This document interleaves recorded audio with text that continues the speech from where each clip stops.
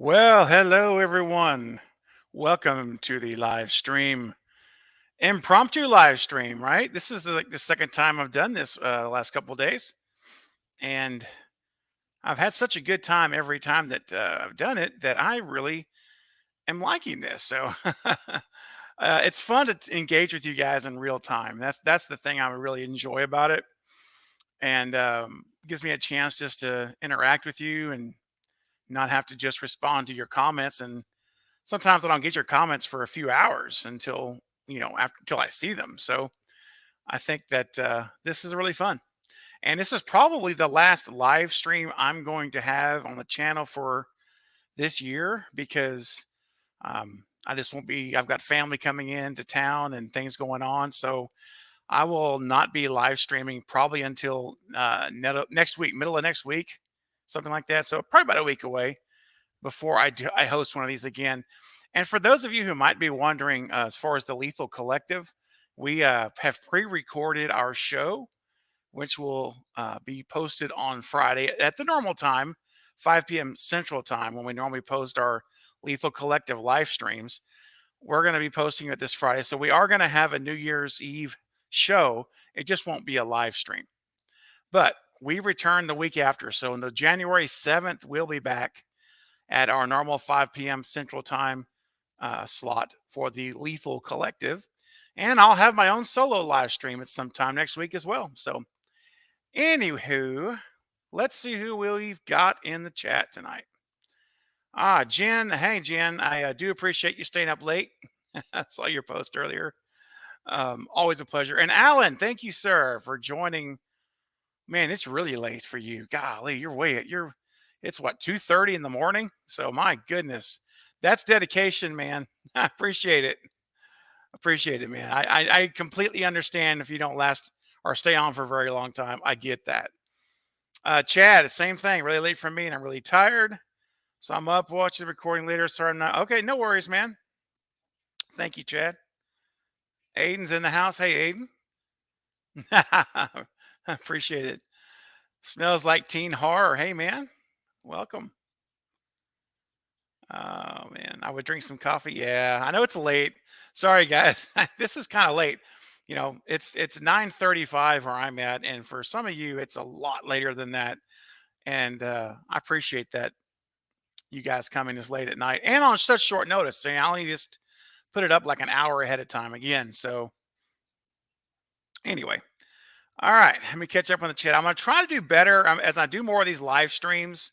I'm trying to get more comfortable with the chat and moving it or staying on top of the chat so it doesn't get so far behind. So anyway, Bloody Breakdowns in the house. Hey, Bloody. Thanks for coming. Apollo. Appreciate you coming, man. All right, just catching up here. Stella G. Hey, Stella. Glad you could make it. Bobby. Hey, Bobby.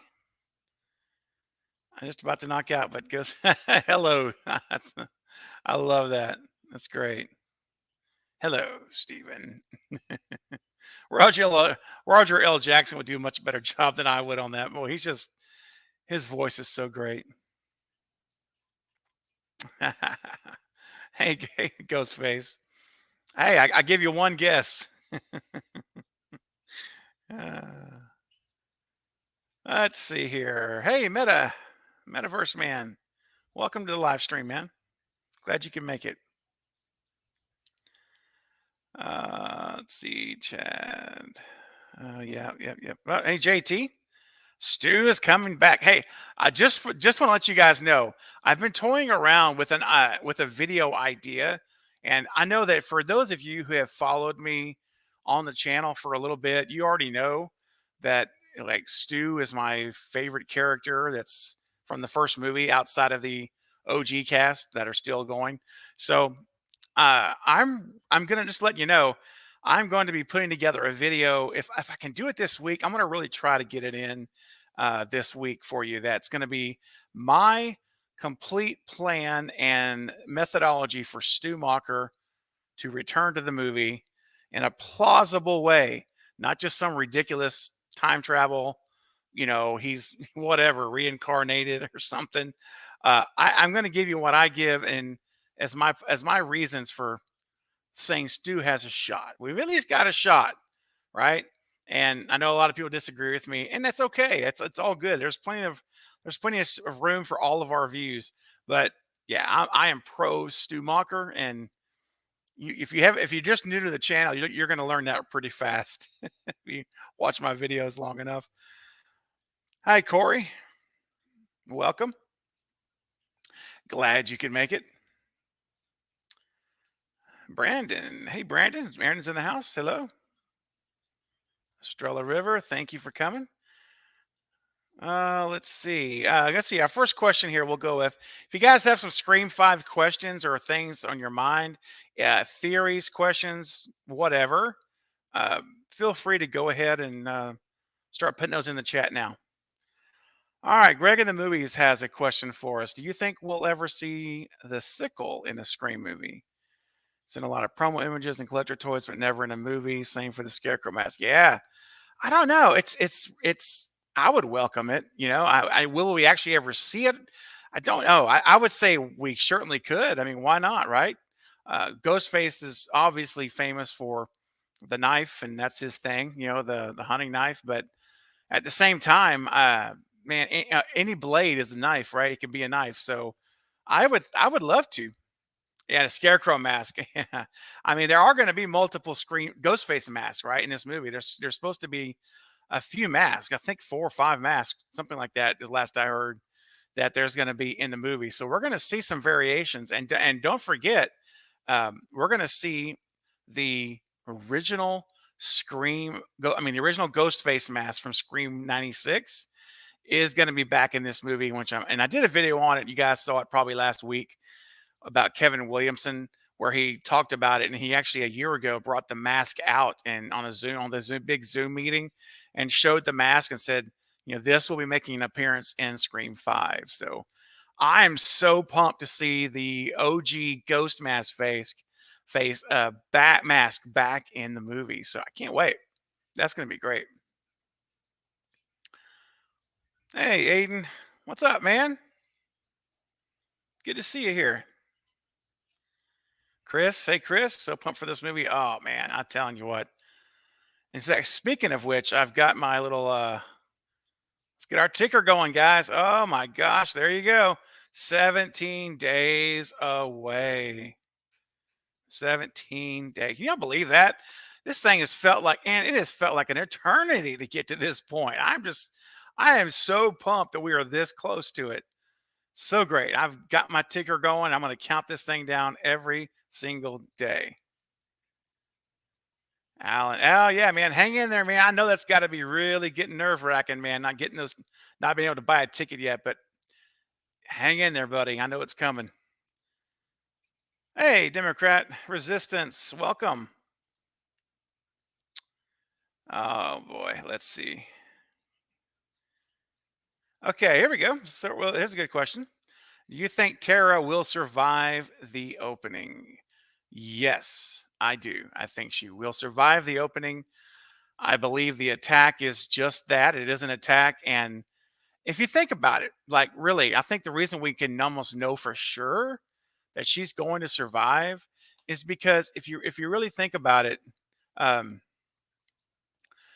if she dies in the first opening scene of the movie, then there's no reason there's no reason for Sam and Richie to really come there. I mean, I guess they could come for her, memorial service and all that kind of stuff, but I mean, there's no reason for her to stick around. I mean, the reason for Sam's coming is because remember what she tells Dewey when she gets to his trailer and she's like, "Hey, they're recruiting him to help." And she says, "I'm just trying to protect my family." And so she's there to help protect Tara as her sister. So I do think that we have good evidence that she survives. And I still believe to this day, guys, I believe that wheelchair photo of in the hospital is Tara. I believe that is absolutely her. I've looked at that shot so many times. I've brightened it up, enhanced it, and her hair is like, pulled together. It's not all flowing, like it normally is, but it's pulled together, but I'm telling you, I'm convinced in my mind that that's Tara in the hospital. That's why Sam comes back to Woodsboro, and that's why she recruits Dewey, because she's trying to protect her sister and find out what's going on. And what does Sam say in one of the TV ads? She says, I want to talk to an expert. I want to consult an expert, which that's Dewey. So, and now, and someone was asked a question one time, like, well, why didn't she just go to Judy? Because Judy Hicks is the sheriff now. Why doesn't she go to her? And my response to that is because, why would you go to a student when you can go to the teacher? I mean, think about it, right? That's, you know, yeah, Judy went through the events of Scream 4, but Dewey's been there from every single time. I mean, he's been there since the beginning. So that's why you go to Dewey. If you have access to him, you go to him.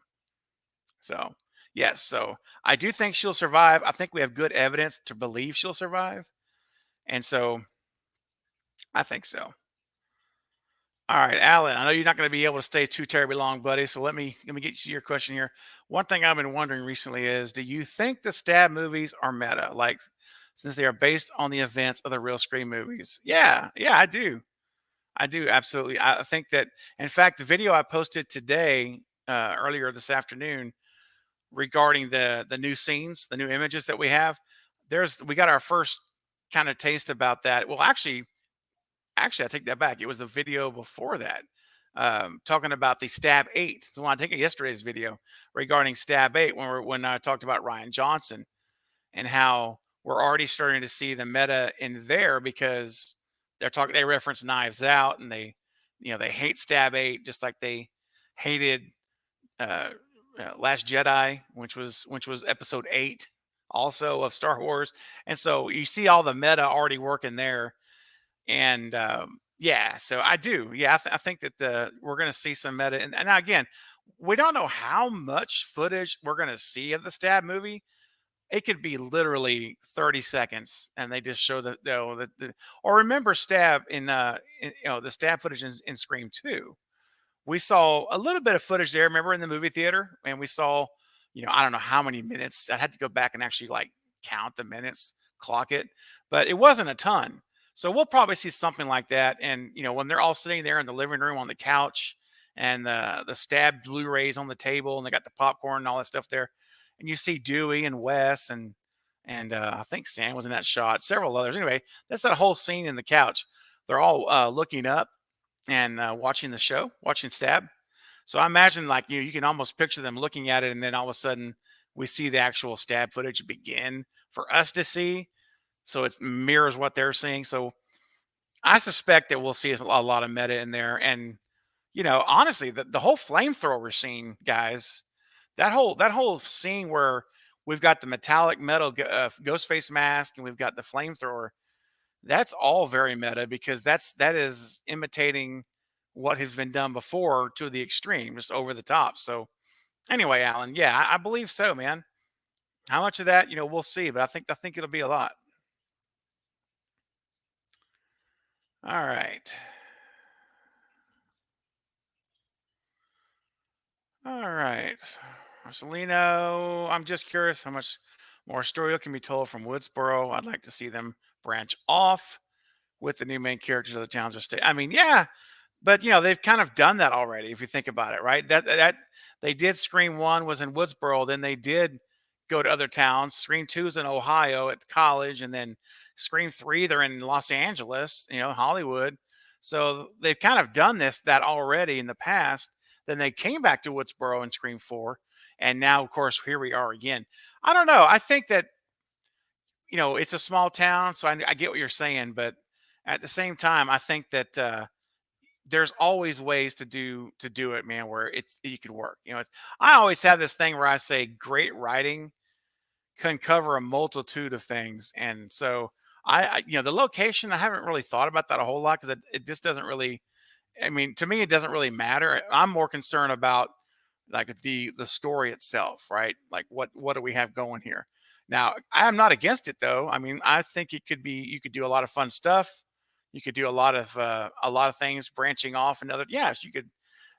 All of those things bring us good possibilities. So I'm not opposed to it, but I also think that you could still do quite a bit, especially if this is a new trilogy. If that, and that's what it looks to be, like we are having a new trilogy here.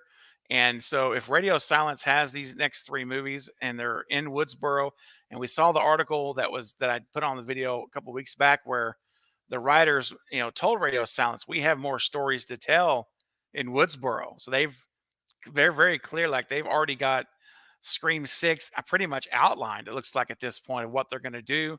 And, depending how this movie ends, we'll see. But they've got a plan already to carry it on over to the next film in Woodsboro. So, we'll see, man. Yeah, I tell you, we'll see. Jan, I know we are so, so close, man. So, Alan, where's it at here? I think she survives the opening too, but she gets finished off in the hospital. And that is her body being taken in the body bound from last video. Yeah. So, in fact, now that I'm glad you brought that up, Alan. Let me take a look here. I've got that here. So posted a video this afternoon where we've got this image. And if you notice here to the left, we've got the coroner's jacket. So, Rutro, as Scooby would say. So we know that what we're seeing here, I know it's kind of dark, but basically, if you look really close where my mouse is right here, if you can, I don't know if you can even see my mouse, but it doesn't matter. You see the coroner's jacket, and then they're carrying a body bag. It's they are her and that person in front of her, directly in front of her, not the cop to the right, has the other part of the body, and they're carrying it out, and it's a black body bag zipped up. So, and if you look at this location, guys, I tell you, I really believe this location is the hospital. I mean, you see that little poster over there on the left that's lit up. It looks in a plant. It's kind of what you see in a hospital. You'd walk in, there's always like informational signs or advertisements from healthcare and different things. So, or as you're going in. So that's what it looks like to me. I think this is the hospital, and the cops are there, as you can tell. And there's been a murder at the hospital, and they're taking someone out. So, who are they taking out? We don't know yet, but it certainly could be Dewey, which we've talked about a bunch. And, that's up for us to think about and theorize over the next few days, next couple of weeks, I should say. But I do believe that's going to be one of those. And maybe it's Tara, right? It could be, but I just really believe. So check it out here. I'll just lay it out for you. So what I think is going to happen in the hospital, excuse me, is that we see Sam there, we see Dewey there, we know Richie's there, and Tara is the one they're all going to see. Like I mentioned earlier, I still believe she survives the opening attack. She's sent to the hospital. That brings Sam to Woodsboro, and now we're all in the hospital going to check on her. And Ghostface, of course, as we know, pops up. Ghostface attacks Richie. We saw Ghostface that cuts Richie's left forearm, because we later see images from him in the TV trailers that he's got his left arm bandaged up. So we know that's from the hospital attack. And then we have multiple scenes of Dewey fighting tooth and nail with Ghostface, shooting his gun, all of his bullets, emptying his gun. And unfortunately, I think that we're going to see Dewey going out as a hero, and he's going to save Tara. He's going to be the reason Tara doesn't die in the hospital. That's what I think. That's what I'm going a long way, but to get there. But I do believe that Tara survives the movie. I think she makes it to the end. I think that both sisters will survive, and I think you'll see a reconciliation of their relationship, because what we know right now is that Sam and Tara are a little bit at odds. They're not in the best of relationship.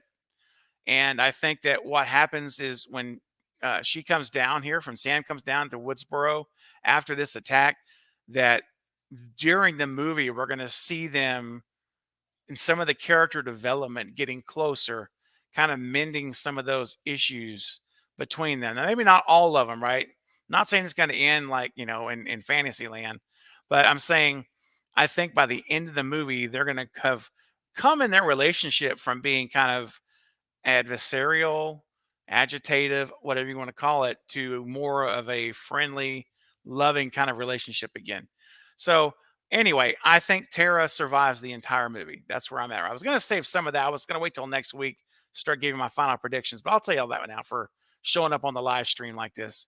So, yeah. So I think that's what's going to happen. She's going to live. And I think that's how Dewey dies. I think he dies saving Tara, and and that's just a great, if he's going to have to go, and I don't want him to, but if they're going to write him out, and that's the way they're going to do it, then that's how I want to see it happen, right? Going out as a hero. All right, let's take a look here. Brandon, hey Brandon. Do we know who's going to be playing the carpenter's mother? I read that Sam is still angry her mother kept Tara there. Yeah, no, as of right now, I have heard nothing at all about who the mother is.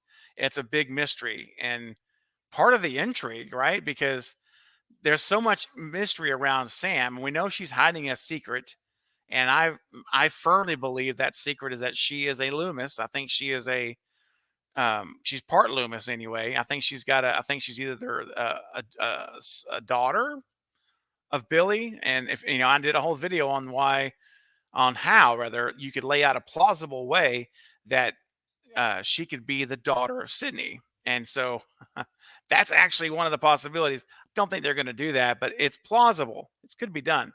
But I don't think that's going to happen. I think it won't be Sydney, but I do think that she's a Loomis. It could be a sibling. Maybe Billy's dad, had another child after Billy died. And, so she's, a sibling of Billy. And so that's a real possibility as well. I think that's the secret. But the mother, yeah, the mother's a great question. We don't know. So I hope that in the movie, there'll be some pretty significant reveal there. There may not be. I mean, they may not even talk about it much, but I hope they do because you have a great opportunity to make that really interesting and really connect to the past in a great way. So I really hope that that's what happens. Yeah. All right. Let's see here. What else do we got? Any more questions? Bring them in. Come on, guys. I know it's late, but let's don't fall asleep now. Come on. Let's see. Chad stole Vince's girl. Vince is trying to protect her. I mean, maybe, right? That's possible. Or maybe Chad is trying to protect her from Vince. It could, I mean, as far as I'm concerned, it could just as easily be the other thing. I would go the other way there. Here's a good question from MB. Hey, MB, what's up? What is your most out there theory, not including Stu? Oh, bummer. Would would you be most happy to see actually end up in the movie? Well, I'll tell you one. I don't know if it's really out there. I don't think it's that really out there, but I would love to see some footage of the OG cast. Like, I would love to see Randy back. I'd love to see Billy, and you know, I know it would have to be a flashback. You have to do it like a flashback scene, but I really do. I wish we could see that. I mean, I did a video on Sam's mental health about her seeing hallucinations, and like I was like, what if? In this case, I did mention Stu and Randy. I mentioned all three of them. What if we saw Randy, Stu, and Billy, all three of them come back in the movie in the form of dreams from Sam's dreams or hallucinations, and um, you know, having them come back and see them. So, again, I don't know how far out there that is, but that's one thing I would love to see. That I'd be really happy to see to see Randy back and Stu and Billy for that matter, just in some way to give us at least one scene where they're back. You already know my Stu being the mastermind thing. Another thing that's out there, and this is one of my theories I talked about, I believe, on the last live stream a little bit, was Neil Prescott.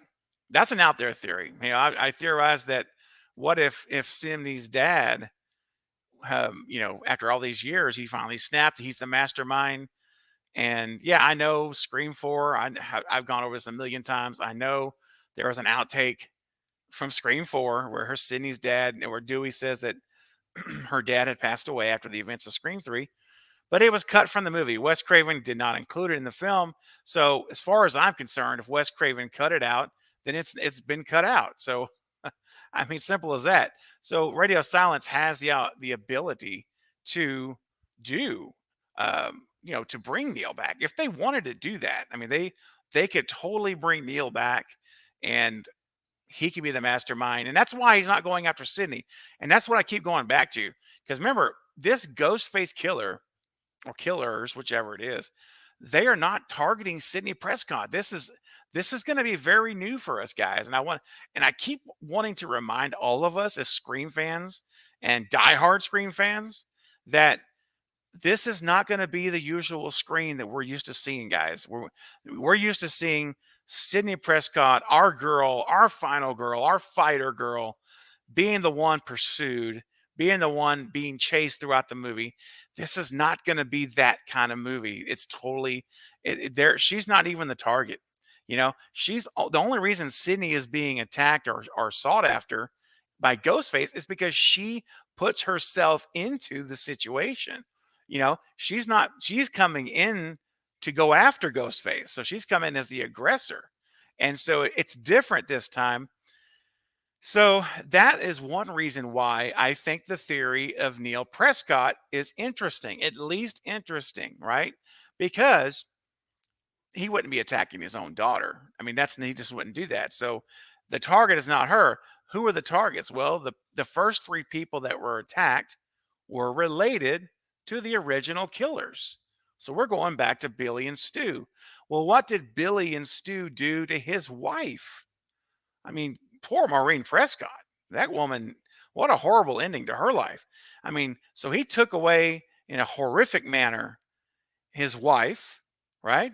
And then tried to kill his daughter. They both did in Stu's house, and came real close to it. They kidnapped him and locked him up in the house. So, and it could be like throughout the years, all these things that have been going on with his daughter being pursued in Scream 2 and Scream 3 and Scream 4, and all this has been going on.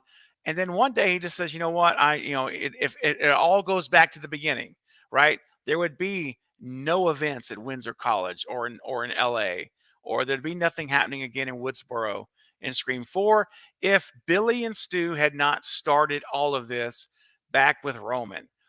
Okay. So yeah, Roman was the mastermind. You could say, well, why isn't he going after, Roman's immediate family from back in the day? Well, because who actually killed him? Killed his wife. It was Billy and Stu.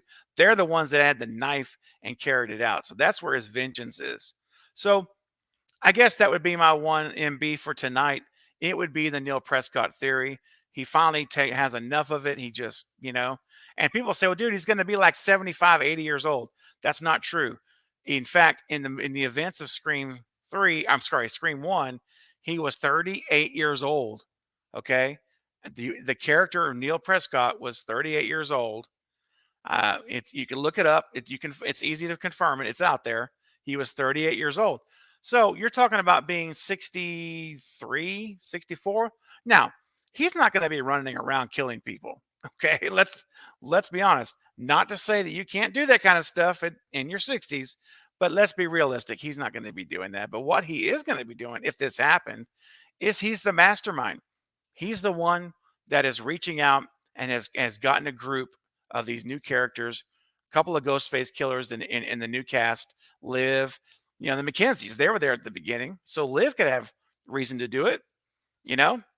So her family has a history there, being the neighbors of the Beckers. I mean, you can really theorize a whole lot of different ways, but at the end of the day, I think him being the mastermind and just snapping and trying to get rid of the lineages and the families of relatives of all these of Billy and Stu.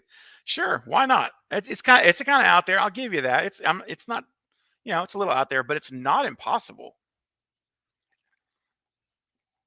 And one second. So One thing I try to do, guys, and I hope and if you've been following the channel for a little bit, I hope that you noticed that,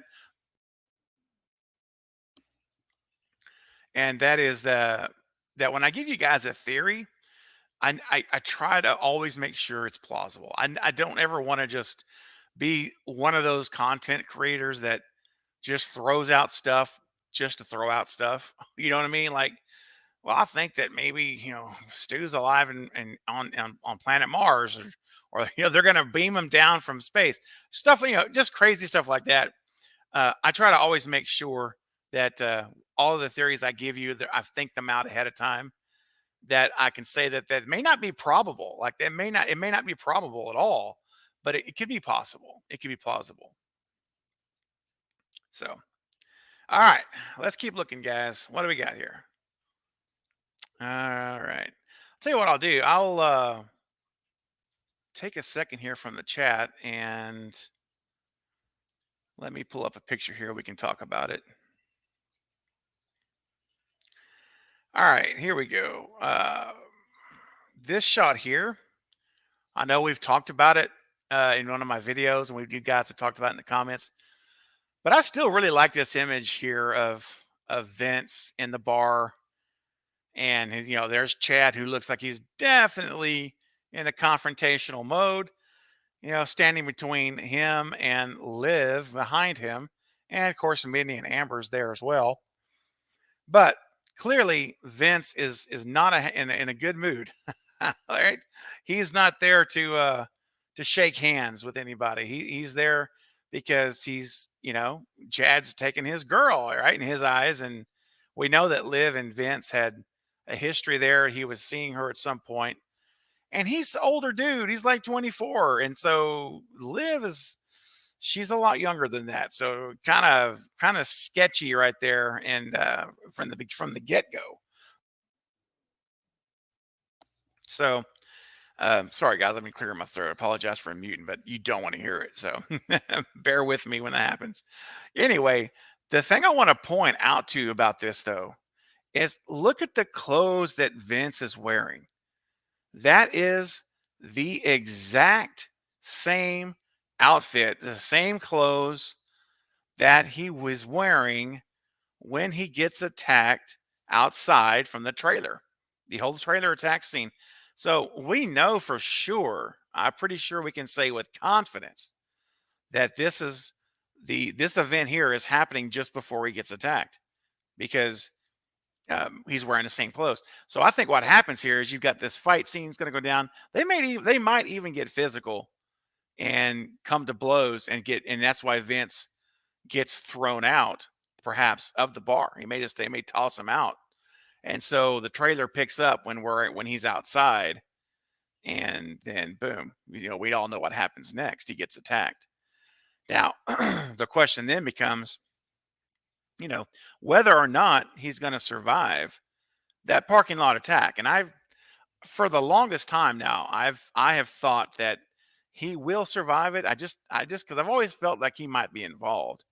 So he's either going to be involved in some way, or he's going to probably get killed, fairly early in the movie. That's probably what's going to happen. Is one of the two, I think. I don't think but who knows?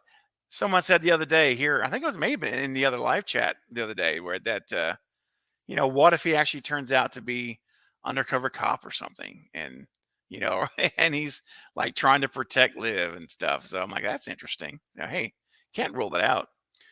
So anyway, that's really interesting. When that shot came out there, when we got to see his clothes, I'm like, oh man, okay, this is going down right before he's going to get attacked. So got a couple other shots that I'll save those for later. All right, let's go back to the comments here. Alan, thank you for taking my question. Oh yeah, you're welcome, man. Glad to do it. Metaverse man, yeah. You know my language, man.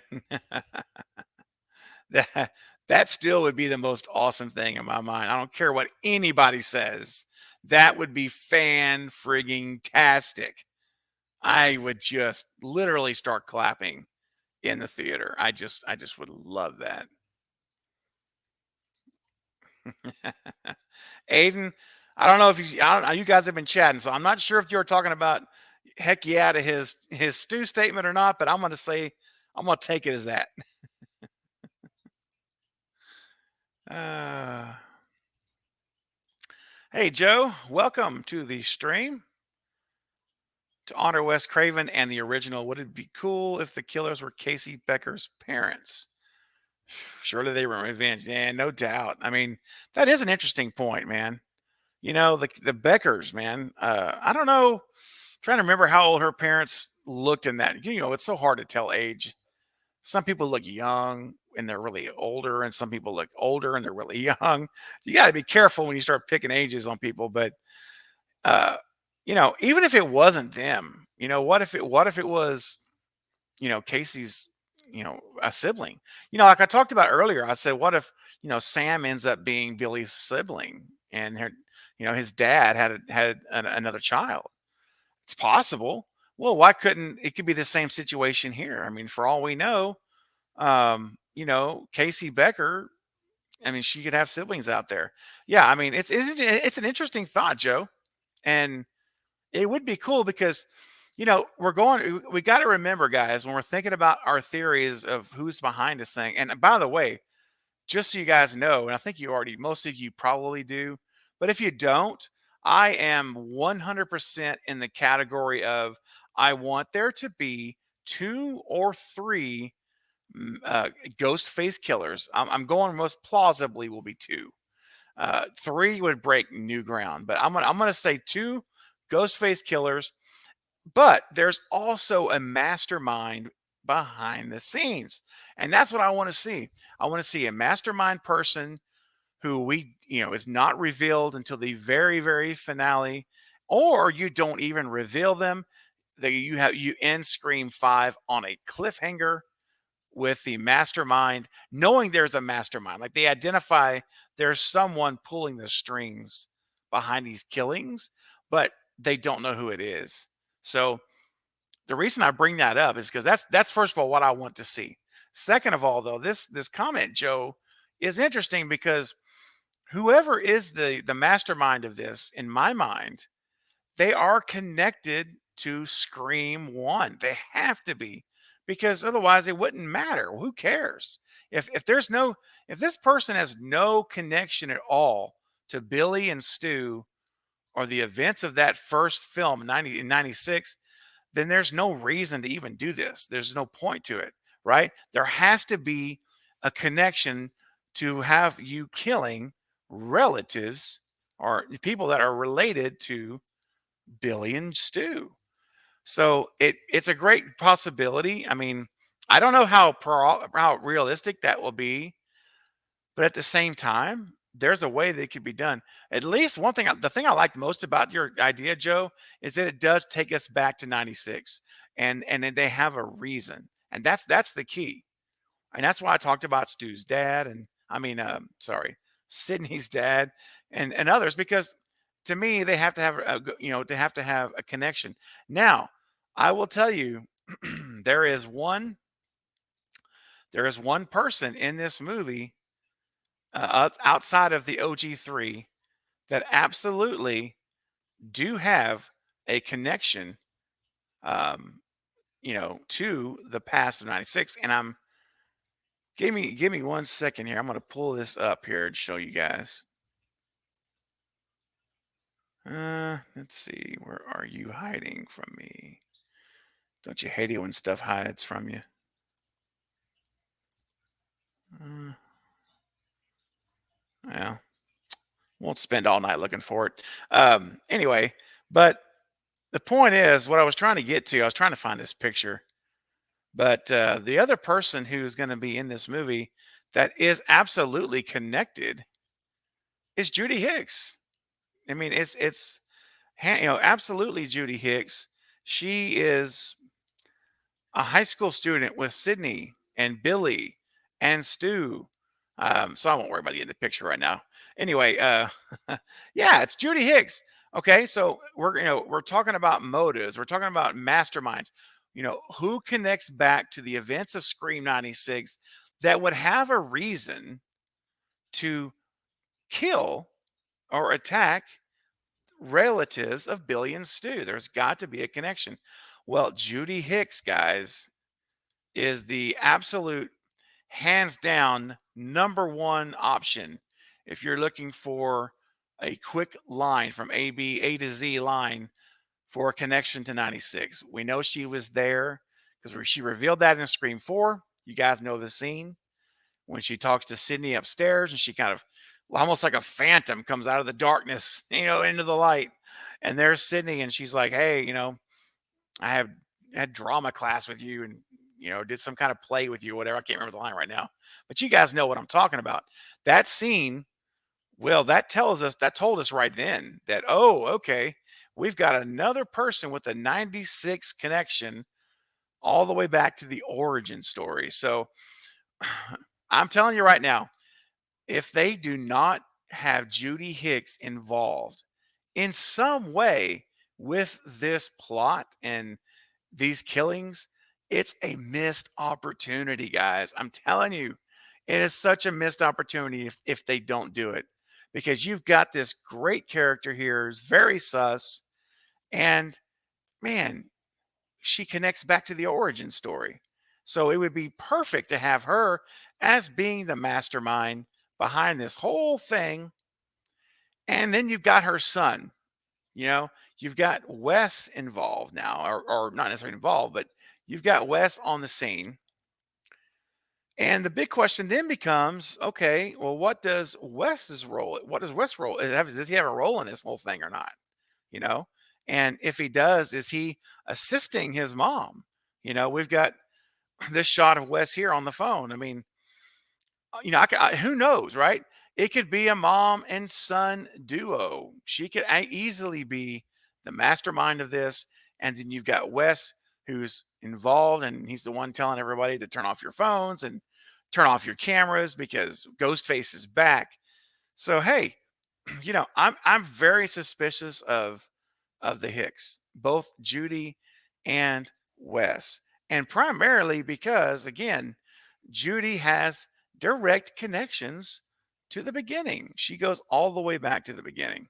So I think we need to keep our eyes peeled on this one.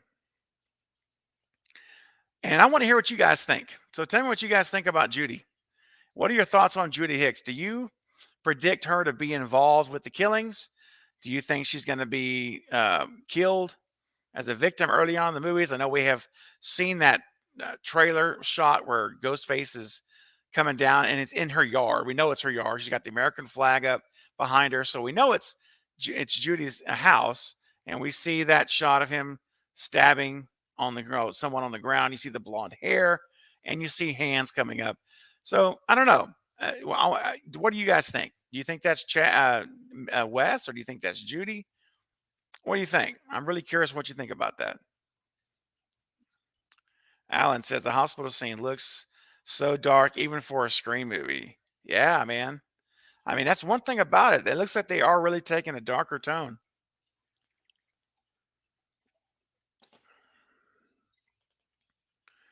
I like how they're going to honor the past, but they're also, I think they're just going to take the movie and just, bring it down a little bit on the darkness side, just a bit. All right. Any more questions? Any more questions? I'm looking through comments here, catching up.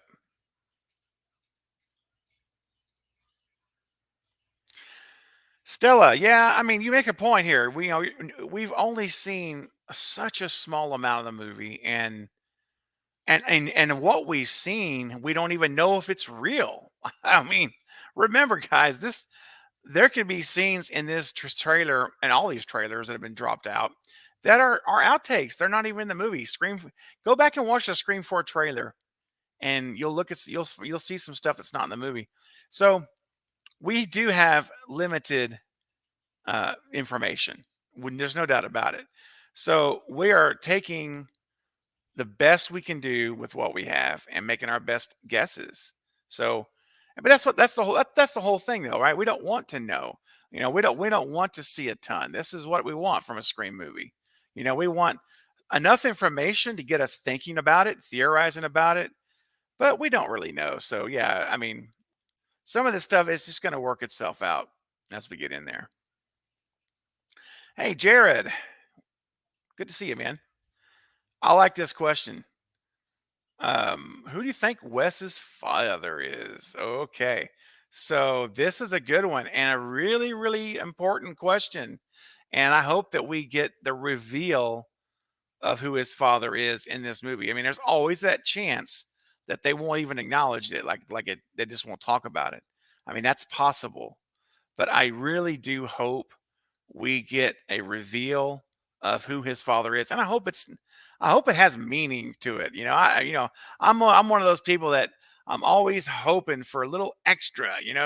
Make everything count just a little extra more if you can, and to hear who his father is, and to make it someone who it's like, oh wow, okay, cool. I mean, it doesn't have to be earth shattering, but I'd love it for at least to be someone we know, someone's got some significance. Now, I have done a video that about it being the possibility that Dewey is the father of Wess Hicks.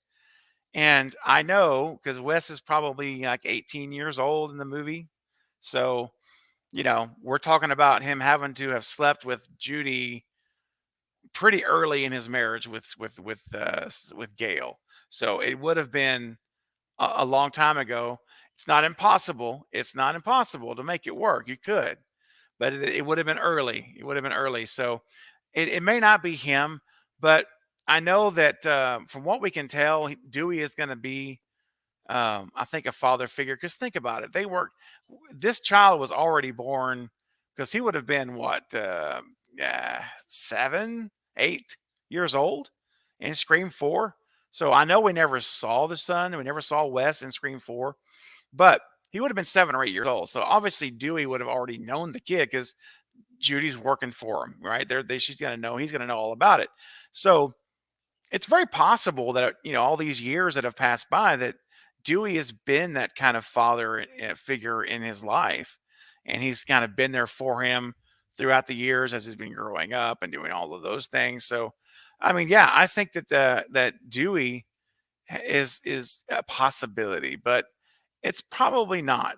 Probably not. Now, I will throw out another name that's a possibility, and it works with the timeline. And guys, there is a connection to Woodsboro, and I'm talking about Roman Bridger.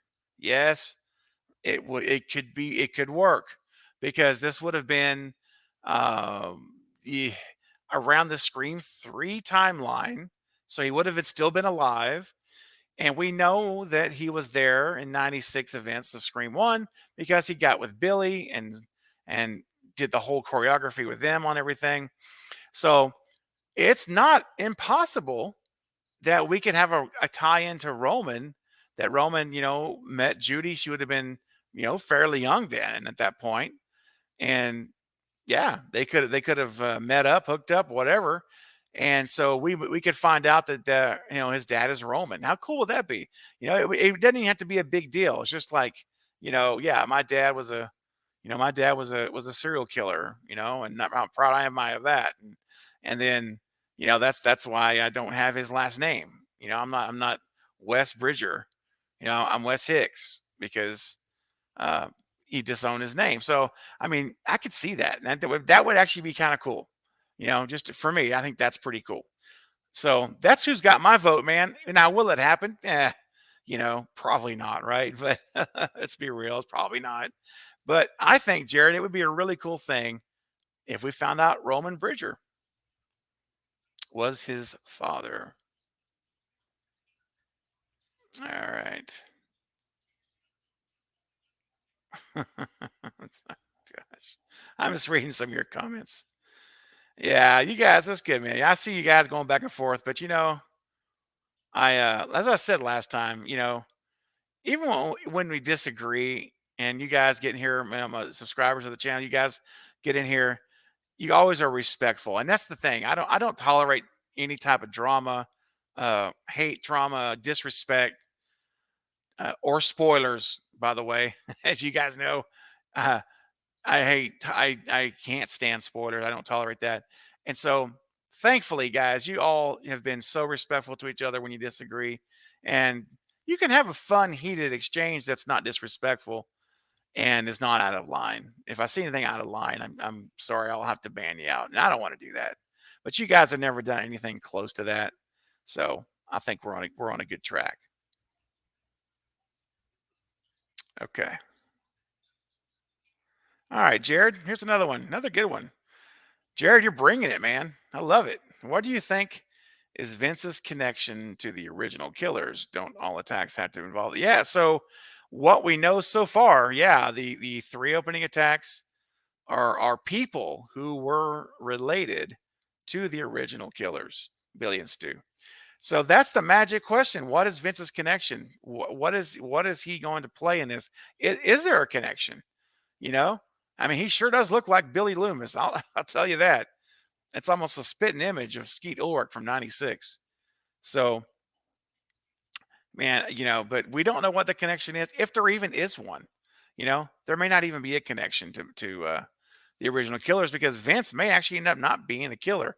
For the longest time, I've said Vince was a killer. I mean, I've always thought that from since this started. Basically, I said, "Oh, he's going to be one of the guys. He's going to be Loomis. He's going to be a Loomis." But I don't know anymore. I tell you, after I've seen all these trailers and all the information that we've gathered, I'm beginning to think Vince is not involved with the killings. That's I'm gonna do a show next week or just maybe like that Monday or Tuesday before Scream comes out, and I'm gonna do a live stream like this where I'm gonna chat with you guys and I'm gonna try to have some guests join, but I'm gonna be laying out my predictions. I'm gonna lay it all out what I finally think is gonna be. Greg, in the movies, ask any chance of the kids is Randy's by way of Karen Kolchik. That's also kind of an interesting thing too, right? Because we know Randy. There was that one time with Crazy Karen in the video store, so it's not out of the question. I mean, it would need to be. They would need to be in. I'm trying to think of the age they need to be. That would be like because the kid was killed. It was in the video. Yeah, I mean, they would have to be in their 20s. They'd have to be early 20s. So that only gives us three characters. It gives us Vince, Richie, or Sam, because the rest of the kids are high school kids. They're like 18, 17, 18. So it's not impossible, but it would need to be where it narrows it down to only three characters. Alan, I wonder what the flashback scenes will be. Who will be in them? Will it be Judy, do you think, or as a teen? Yeah, I hope so. Yeah, I've like I've had for the longest. I've had this little vision or this little idea in my head that I think I've probably shared it with you guys at some point in a video or in a comment. But what I would love so much to see is a flashback scene to '96, and Stu's party's going wild. It's going wild, and we see a shot of Judy there as a teenager that we never saw before, and that shows her being present at Stu's party. And maybe it plants the seed then that she was involved. Maybe she was involved back then, or if not, she was privy to what was going on. Perhaps there's a connection to Billy and Stu. So yeah, I think that'd be pretty cool to have a flashback with her. Chat. Chat says Judy is Karen Kolchak. Oh man, I don't know. I don't know about that one, Chad. Uh, hey, melting ice cube. Yeah, yeah. I talked about that. Yeah, exactly. Yeah, that's the whole thing I mentioned earlier. It's the reason why Sam and Rich are at the hospital. Exactly. Yep. Yep. Oh, let's see. Who do you expect that you goes? Oh, you know, I I'm gonna save that, not to punk out on you on this, but I'm gonna save it, man. I gotta wait. I'm holding out. I'm holding out hope that we get that last trailer. We know there's another trailer. It's been approved. It's 221. It's the same runtime as the first one. and it's got the MPAA, approval, whatever. So it's ready to go. And they haven't put it out. And I have been waiting, and I know all of you have been waiting for it as well. And so I think one of two things has happened right now. Either they decided to take that 2 minutes and 20-second trailer and chop it up into like 13 little 30-second and 20-second ads, which is what was, you guys are well aware. We've been blitzed with all of these things over and over and over again.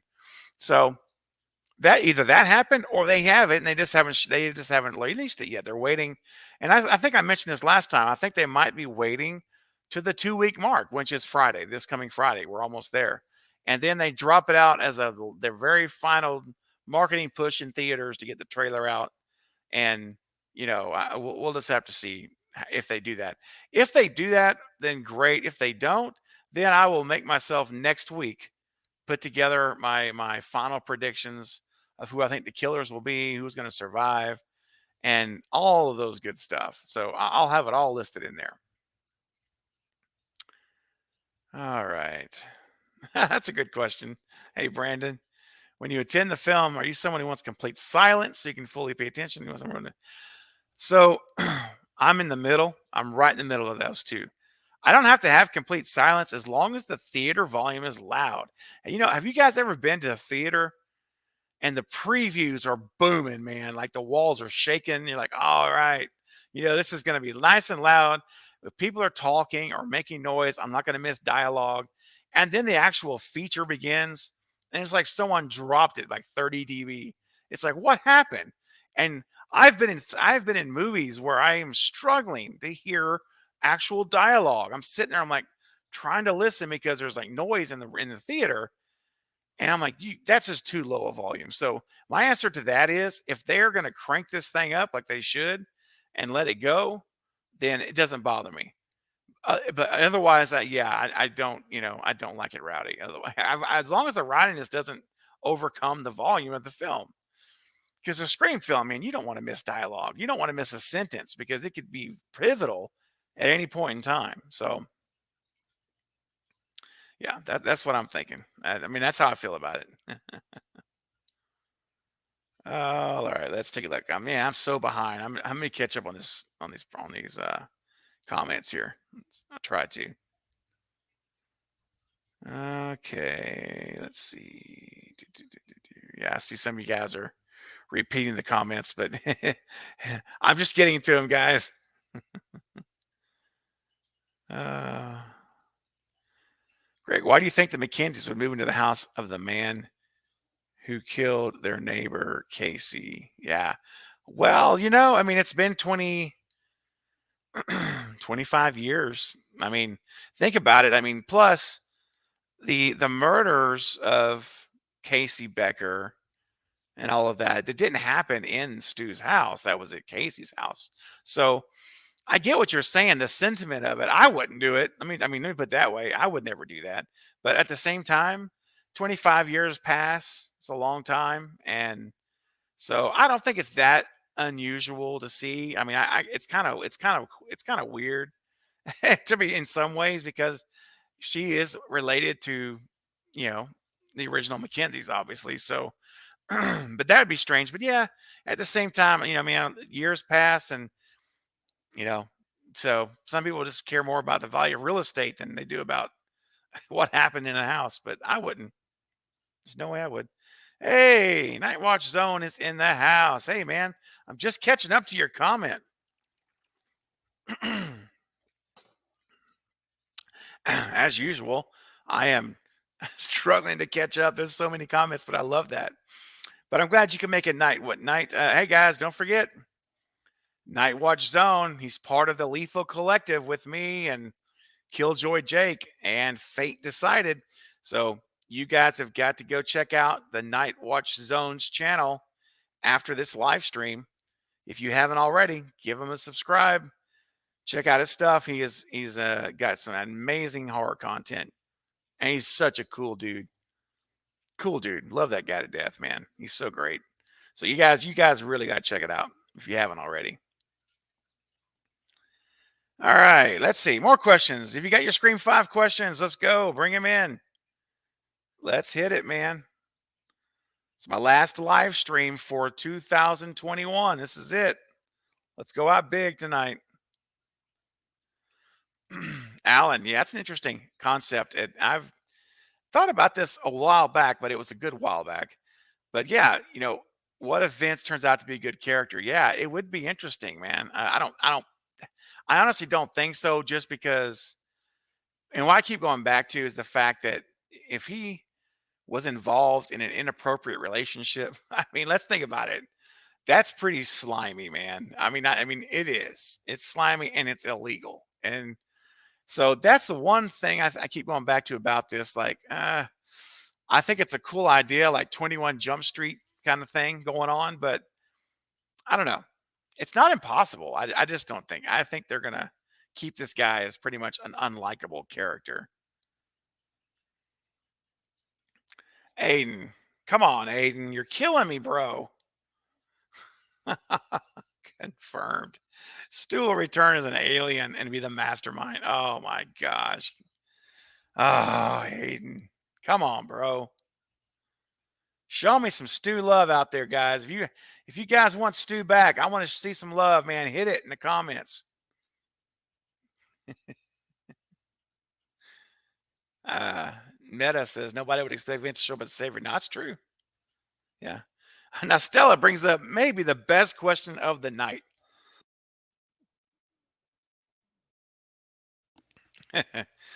Why are all these teens in a bar? That's a that's funny. I love that. Good question.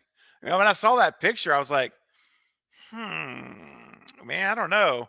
Maybe somebody they know owns the bar, or maybe the manager's a good friend of theirs or something. I don't know. I mean, who knows? I will say this though.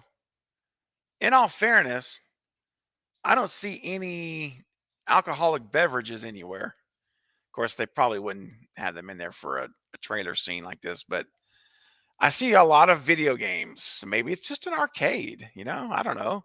Look over there, there's a money machine, ATM machine over there, amusement. So it's possible. I want to go benefit of the doubt in a big way. Possible. It's not even a bar. It's just a arcade and kids hang out in it. There's no alcoholic beverages served. It's possible.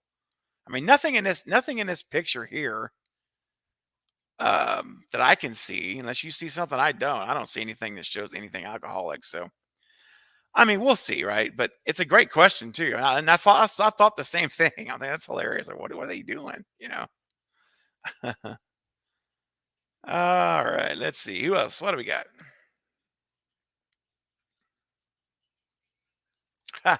There you go, Meta. Some people may not be ecstatic if Stu returns, but it would be offset by the amount of people in sheer joy. Amen to that. You said it, man.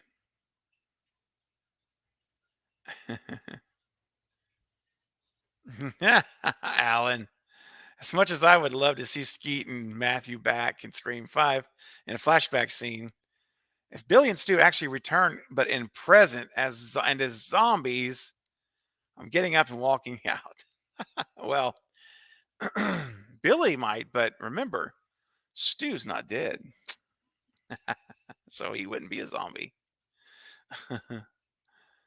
Oh my gosh. What's that? How about Matt and Skeet playing themselves in Stab? Oh, hey, look, I'll take that. I won't be super greedy. Just give me Stu. I don't even need Billy back. Just give me Stu. But I'd love to see both of them. Hey, Paul. Paul's in the house tonight. How about Ash and Sarah from? Yeah, that's. I wonder if they're gonna be in the movie. I really do. Part of me says that they're not. That they're literally just actors that they've hired to do these videos. But it would be interesting, wouldn't it, if we see them even as a cameo? That would be pretty cool, actually, to have them in the cameo. Like they're like Chad and Liv and everybody. They're outside of school. They're talking, and then you see Sarah and Ash walk by him in the background, like Wes Craven used to do those cameos. That'd be pretty cool. And speaking of cameos, So what do you guys think? Will radio silence continue the tradition that Wes Craven established of having a cameo in all of the Scream films? And yes, he had a cameo in Scream 4, but it got cut, sadly. And I wish they would have left it in because, man, that's the only one that he didn't get a cameo on screen. But do you guys think radio silence will keep the tradition alive and the honor and the legacy of Wes Craven by they themselves making an appearance in the movie? I think it's possible. I really do. All right. I'm trying to catch up here, guys. I'm getting there, but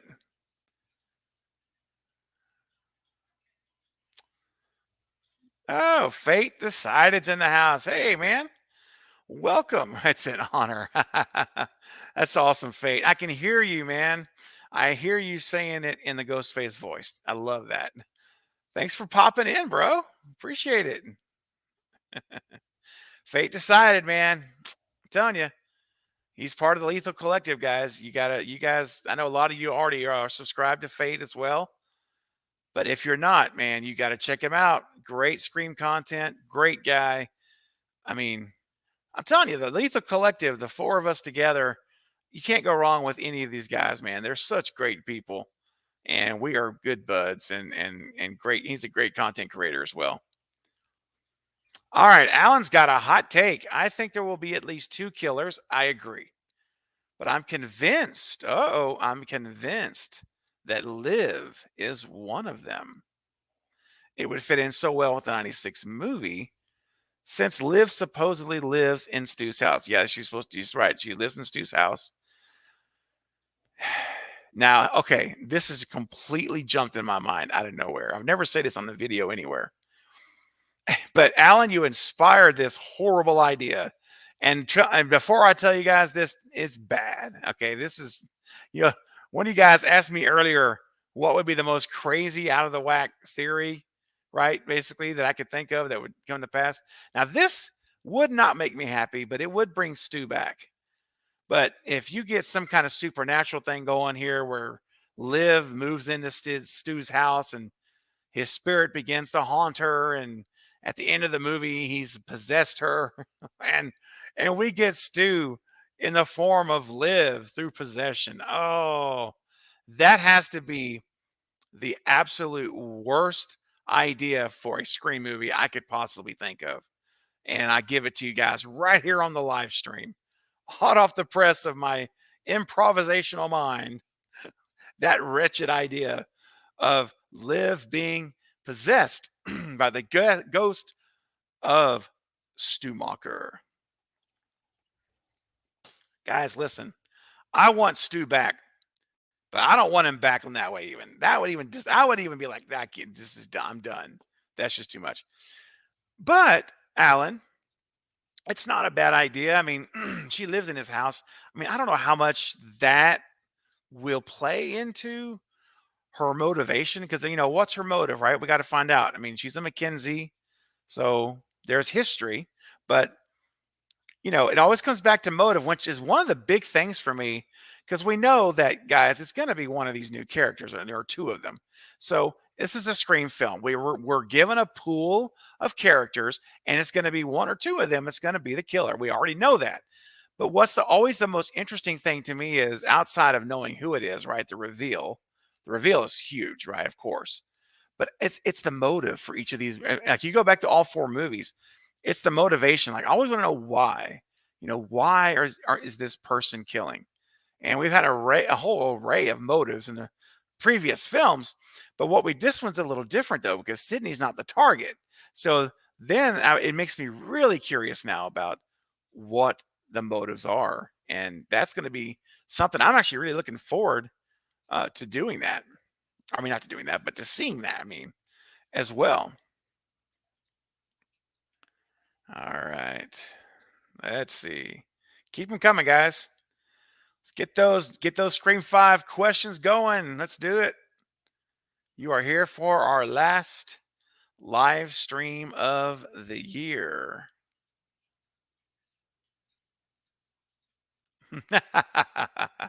Oh, Fate. I love you, buddy. Craven's throwing all these theories, trying to distract us from the truth. Craven is secretly Stu. Oh, liver alone. That's awesome. I love that. Hey, Steven. Good to see you, my friend. Judy's got secrets. Yeah, she does. Oh, yeah. You bet. All right. It's all about the town. Yeah, absolutely. All right. Let's see. What else do we got? What else do we got? Yeah, do we doing it's relevant again? See, Jake. Hey, Jake. It'd be really twisted if Dewey is doing it all to make himself relevant again. Wow. That would be twisted. Yeah, I gotta say. I mean, I'm not a fan of the OG3 being involved in any of the murders. I just never. It's just not something that I think they're going to ever do. And I know some people really believe that Dewey's going to be the killer or Gail, and that's all right. I mean, listen, at this point, you cannot rule it out. But I mean, Sydney's the only one you can really rule out. There's just Sydney's not going to be involved in the killings at all, other than just killing Ghostface. But yeah, that would be really twisted if they did that, and I think that would be really sad, honestly, for them to do that to Dewey's character, man. Because that's just, I've said it before, but man, if you the problem is if you make one of the OG3 a killer, a mastermind deviant mastermind killer, what you're doing is you are betraying who these people have been and the development we've seen over 4 movies. And that's the biggest problem I have with it, because Dewey is such a caring person. He's got the biggest heart of anybody in the movie, arguably, of any of the movies, the sequels. And he's a protector for Sydney. He's like an older brother. And he loves Gail, even when they were on it again, off again, all that. He never stopped caring for Gail. And to turn him into the polar opposite of that, it's like it just would be such a betrayal. It would be. I just think it'd be awful. I would hate that personally. I would hate that. I mean, a lot of people I know would like it, and that's cool. But that I think that there's more creative ways and more a better story to tell than just having Dewey or Gale snap and become a killer. To me, that's just, yeah, it's just a lazy way to go. This is my opinion. It's kind of the lazy way to go. And it's not honoring these characters.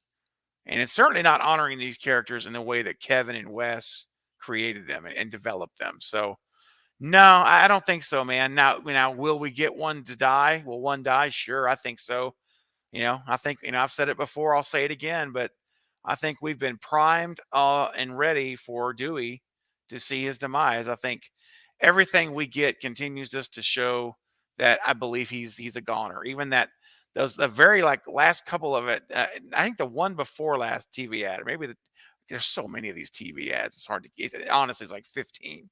But anyway, like 3 ads ago, when we saw Gail shooting with a handgun, and if you notice the handgun that she has, it's a revolver.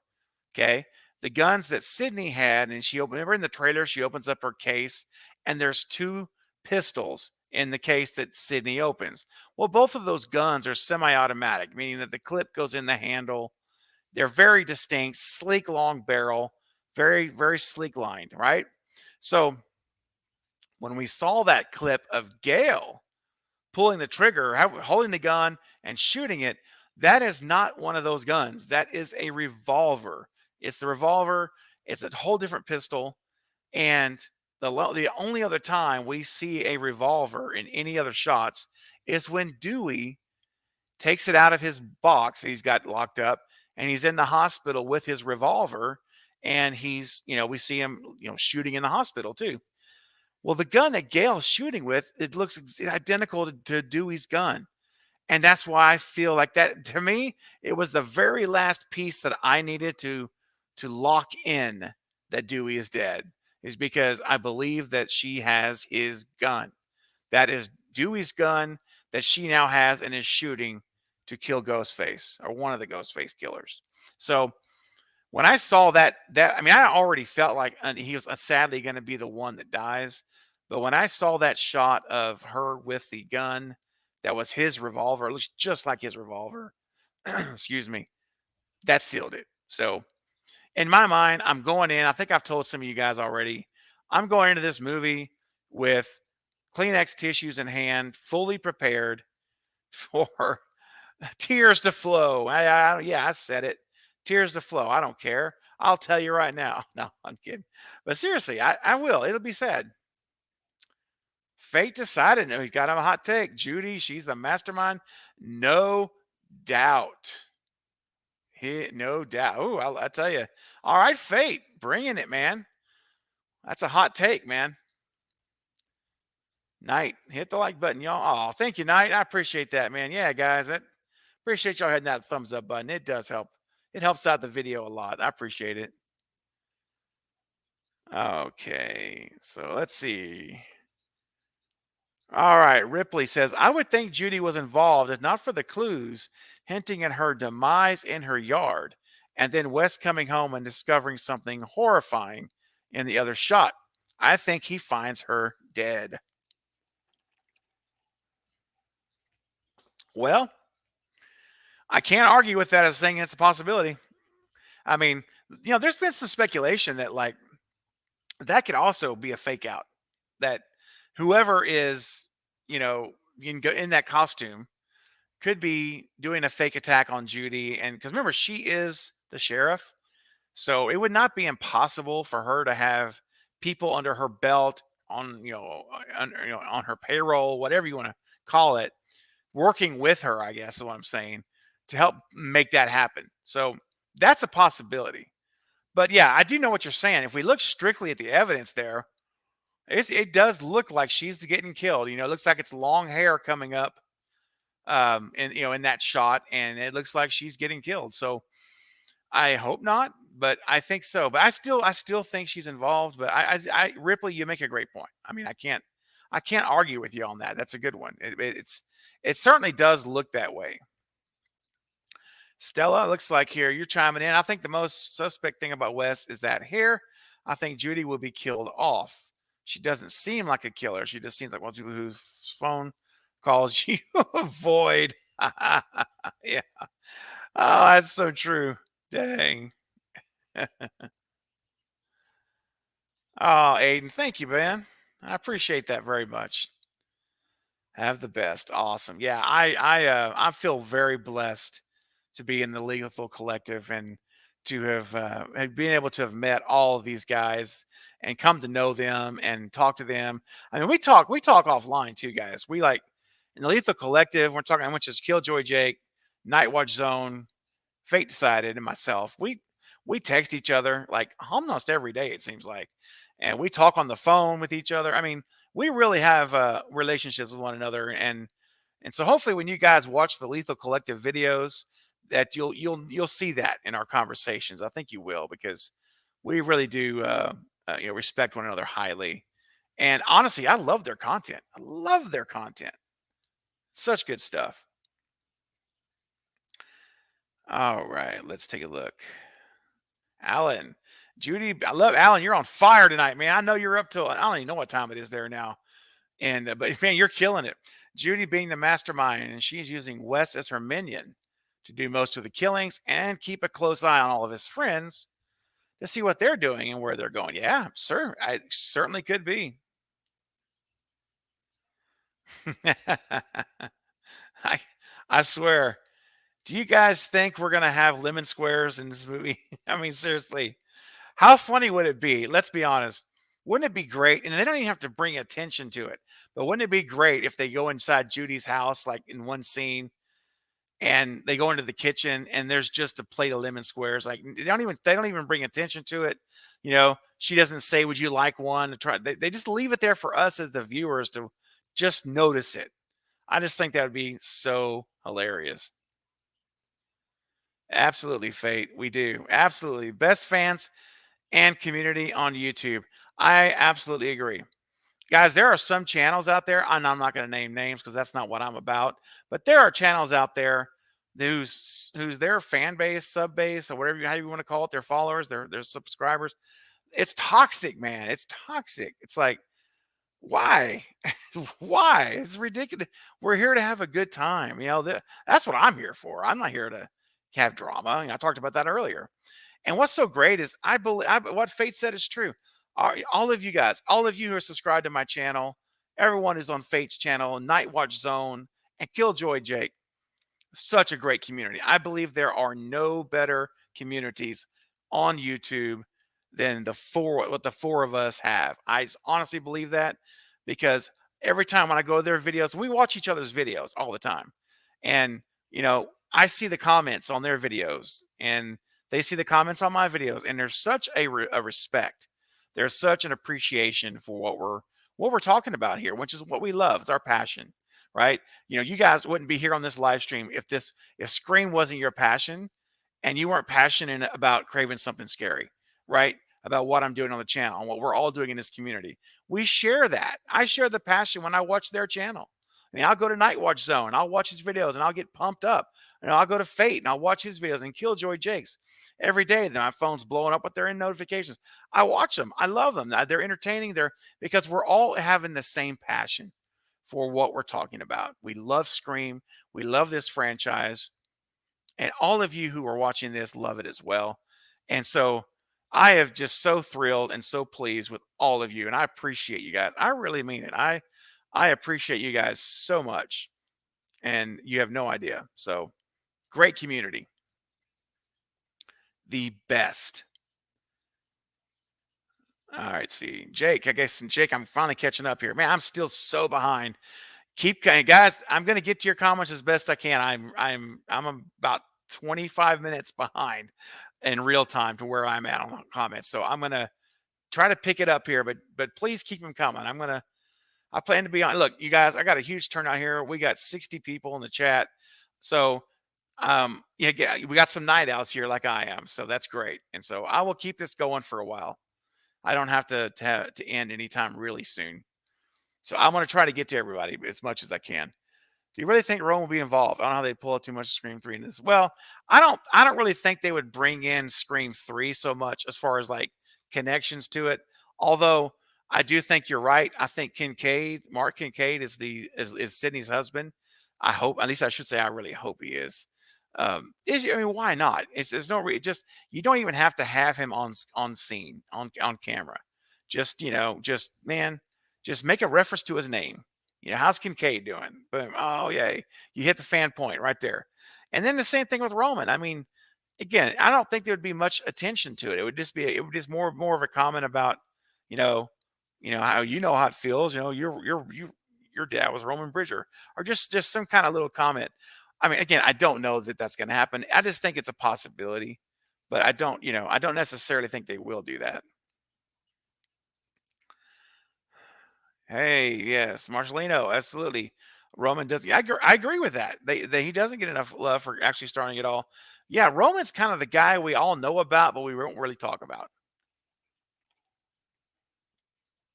It's like, we know we know the history, but I agree. I think that it would be pretty cool. And on the Lethal Collective recently, we all talked about a prequel. And how cool would it be to have a Scream prequel and we get to see those conversations. Excuse me. We get to see Roman, talking with Billy and Stu and setting things up and getting things into motion. I would love that. So yeah, I think Roman deserves more attention he gets.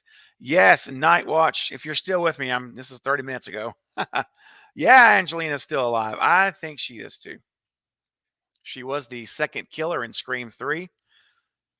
So for all of you who think there's only one killer in Scream 3, there were two. There were two. And I have a whole video laying out why that's the case. But absolutely, Angelina's still alive. I think so as well. She was the second killer in Scream 3, who was a fake kill by Roman.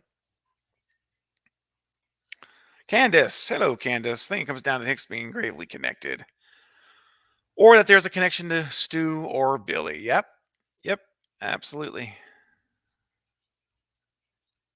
All right.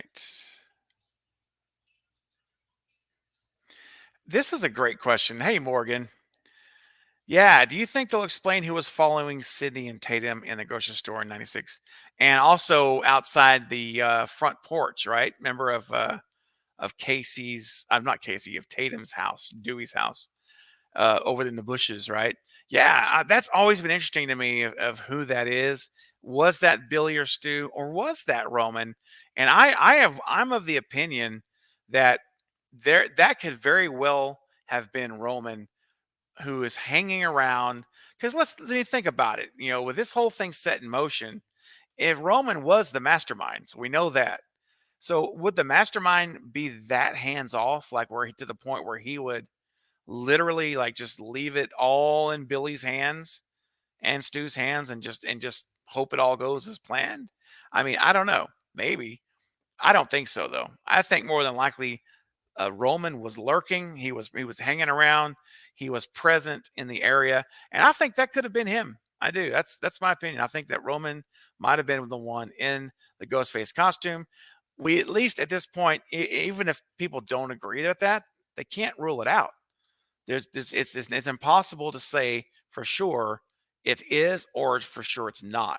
So it's one of those gray areas. But I do think it was probably him. Candace, I do not believe Vince has a major role in this. Just a red herring. Yeah, I believe Wes has more of a role in this movie than Vince. Yeah, I think he will. I think so too. And I really hope that that Wes has a significant role. He was specifically named after Wes Craven, and I really do hope that we're going to see Wes Hicks have a big role in the movie. Some say, some think he's going to be a killer, some think he's going to get killed. I personally hope he survives. I hope he's not a killer. I hope he survives the movie, and I hope he has a good role. And I hope he's one of the final guys. I hope he survives along with Sam and Tara, and then he, and then maybe another one of them survives, but there won't be many survivors. But I think that Wes would be one I would like to survive. Yeah, I'd like to see him go on into Scream 6. Hey, Chris. Oh, there you go. You're reading my mind, Chris. That was what I just said. Roman. It was probably Roman in Scream 1. I agree. Yep. Hey, necessary distraction. Welcome. Hey, man. Hey, it's always to be better late than never, man. We're just getting rolling here. Glad you made it. Jake, who lives in Stu's house? Did they ever say yes? So Liv McKinsey is living now in Stu Mocker's house. And that's why we're seeing the finale of the movie in Stu's house, just like it was in the first Scream. And also, I believe that some of those shots we're going to see in Stu's house are not at the finale, but I believe that there's going to be a fan film being made. I think that some of these kids are part of the Woodsboro Horror Movie Fan Club or Horror Movie Club. And so I believe there's going to be a fan film within the movie. So I think we're going to have Stab 8, which was just confirmed within Scream 5. We're going to have a fan film within Scream 5 as well. So it's going to be real interesting because I believe we're going to have stab footage, we're going to have the fan film footage, and we're going to have the actual Scream 5 events footage, which can make this a whole mess of fun and interesting things to come. All right, smells like teen horror. Hey man, does the first three attacks being related to the original movie have to mean blood relation? What if they're just similar kinds of murders, only live in the houses of the former? Yeah, I mean, that is an interesting theory as well. Like, what if the relation to the original killers is in the houses? Yeah, like they live in the houses, the same houses that they lived in. Well, if that's the connection, I mean, yeah, I mean, sure, it could be. I mean, it just depends what they mean by related. That's the big question, because to your point, it does bring up several interpretations. I mean, you could have, being related to something in terms of related how something is, or or you can have the literal interpretation of related, like blood related, like you said here, or it could be related, like you say, they were in the houses. Well, it was related to the original killers because that's where the original killers lived or what have you. So, yeah, I mean, I think that that's possible. Sure. Yeah. I mean, it just depends how you interpret it. And it depends what they mean by related. And we don't know. That's the thing. We have to guess on that part. So I've just taken it at face value that it means literally related. But we can't roll out other interpretations as well.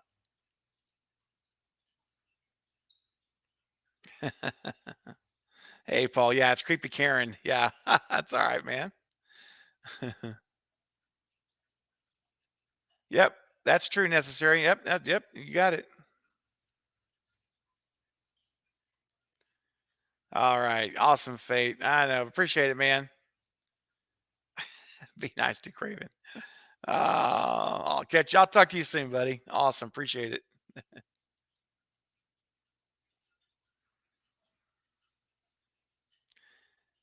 All right, let's take a look here. Aiden, man, you're getting lots of love in the chat, Aiden. I'm just catching up.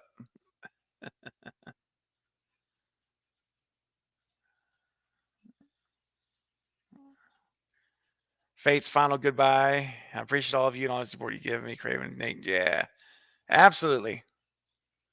Appreciate everybody so much. You bet. All righty, here we go. Joe's got a question for us. Could one of the characters be a son or daughter of Henry Winkler's character from Scream? His kids would want revenge for their father's death. I mean, sure. Why? It certainly could be Principal Hembry. I mean, yeah. I know, and it'd be pretty cool in a way if they did have someone who was a Hembry, just because of that connection. And even, like I say, even if they're not a killer, just to have a character with a connection to Principal Hembry, that would be pretty cool. So hopefully so. Yeah, Alan, I hope so, man. I really am hoping that we get that last trailer on New Year's Eve. Yep, this Friday. I am going to be waking up Friday morning with anticipation that may be sorely let down, unfortunately. But I hope that we're going to see that trailer dropped on Friday. I love it. I'm with you, man. Better have that movie on full volume. That's what I'm talking about, man. I completely understand. Jake says, I think Radio Silence is gonna ace it. If it's anything like their last movie, gonna be a treat. Yeah, I think they are too, man. I really believe in them. I think that they're approaching this movie the right way. I was really pleased with the last interview that they gave. If you guys haven't seen it yet, it's on my channel. If you go into my video list, I posted it a few days ago, but I did a breakdown, 2 videos. It's called "Breaking the Silence" is what I named it. You'll see the thumbnails, "Breaking the Silence," and it's the Radio Silence interview. And I broke down highlights in part 1 and part 2 of the interview, and I gave you my commentary on it. And I really am pleased with what I heard. So, I won't spend a lot of time talking now because I've got videos that you can watch that I spent a lot of time on it. But I will just tell you this in a nutshell. After hearing those, I mean, everything I've heard from them, honestly, throughout this whole process has made me very optimistic. But after hearing those interviews or that interview, I really at that point was like, these are the right guys to do this movie because they are so aware of not only the films and Wes Craven's legacy, but they're also aware of of what the expectations are. I think of the fans, and I think they're going to do a good job of balancing all of it. I mean, it's not easy to do. I don't envy anybody who has to step into Wes Craven's footsteps and take his franchise and be the next person to make a movie. That's not easy. That is, and they even asked him. That's you'll see it in the video. One of the questions they asked him was, "Did you feel any pressure about making this movie with the past and with Wes Craven's legacy and everything. And what I loved was their statement. They responded. They said, "We have felt nothing but pressure from day one."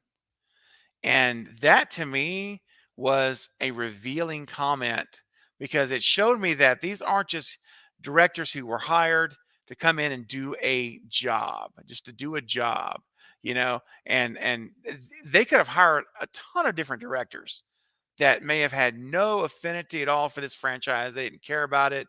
They didn't have a real respect for Wes Craven's legacy or the Scream franchise, and they could have made this movie. But that's not what they did. Spyglass brought in Radio Silence, who are genuine fans. They are you and they are me. They are fans of this movies, of this franchise, and they're Wes Craven fans.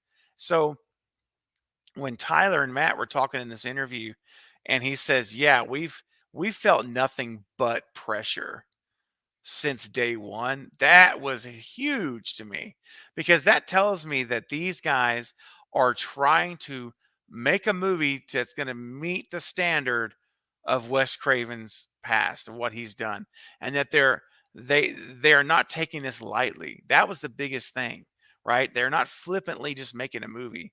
They're taking it very serious. So I think it's going to be a treat as well. I think Radio Silence is going to do a great job. Now, of course, I'm sure there'll be some things that we're going to be like, that's at any movie, though. That's every movie. But if they can at least make a film that is greatly written, good character development, and an absolutely amazing, shocking reveal, that's the key. Those are for me. Those are the keys. I'll be very pleased if we see those things. So yeah, that's what I want to say. I want to see, I should say. That's right, Knight. The collective has spoken. Yes, sir.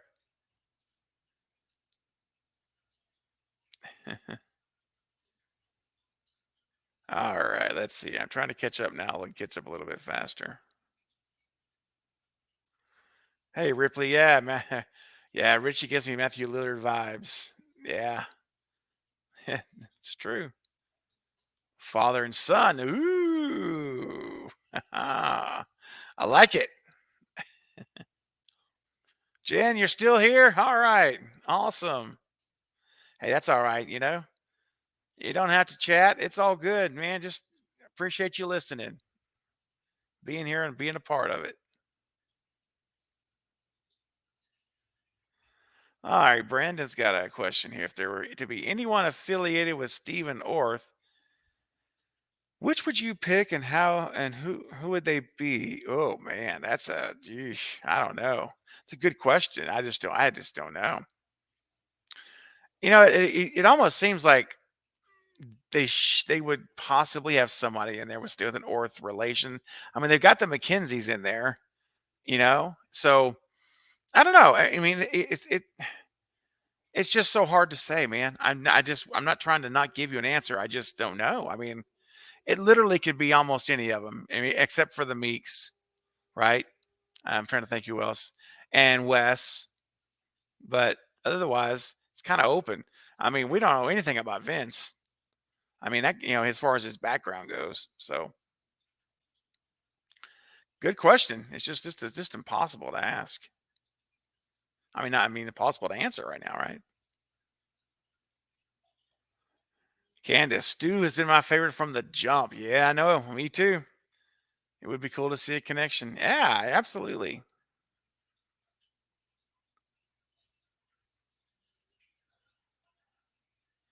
Yeah, Paul, I agree. I think you're right. Yeah, I'm beginning. The more I look at that in picture, I'm thinking it's not a bar as well. Yeah.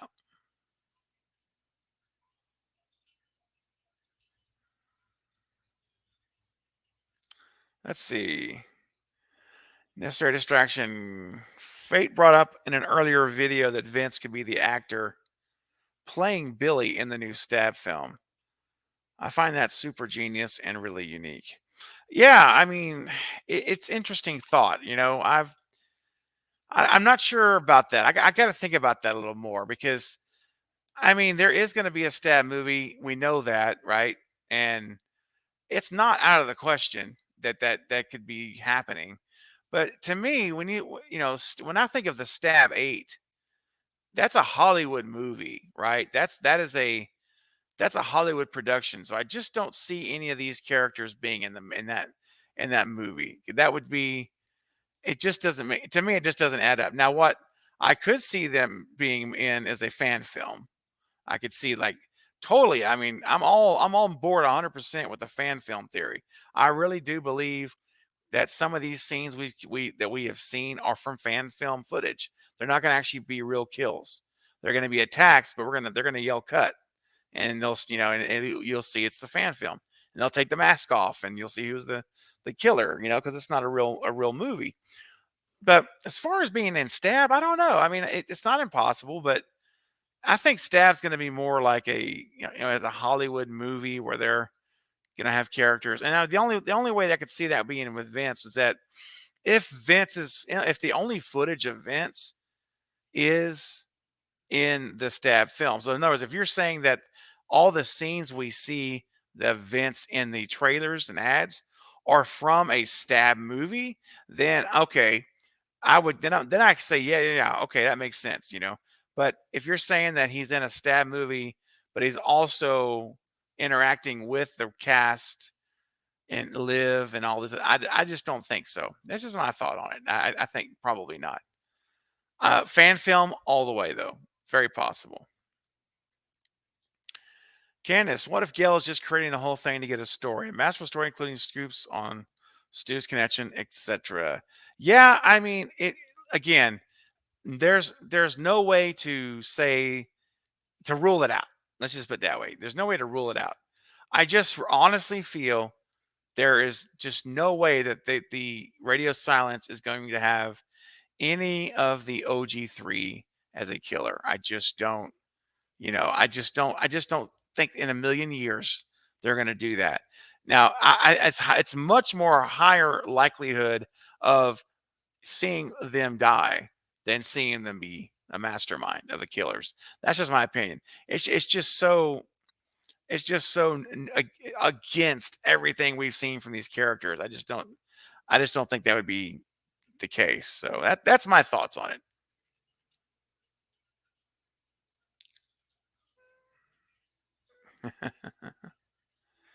Yeah, Michael, I got it, man. I'm with you. It needs to have a twist that works and makes sense. Don't give us something that's rushed and makes no sense. Still wish the movies was 2 hours. Yeah, I know. Yeah, I'm with you 100%, Michael. It's one of the things I mentioned a minute ago. For me, one of the payoffs has to be a great ending, a great, powerful twist ending. I want the ending to be so strong, man, where you're watching, you're like, oh my goodness, that's what I'm wanting to. That's the feeling I want, and it doesn't have to be necessarily about who it is, but why it is. The motive is just as important to me as the who is the why. So I want that reveal to be amazing. I agree 100%. All right, let's take a look. Huh. Chris says Martha Meeks, the mastermind.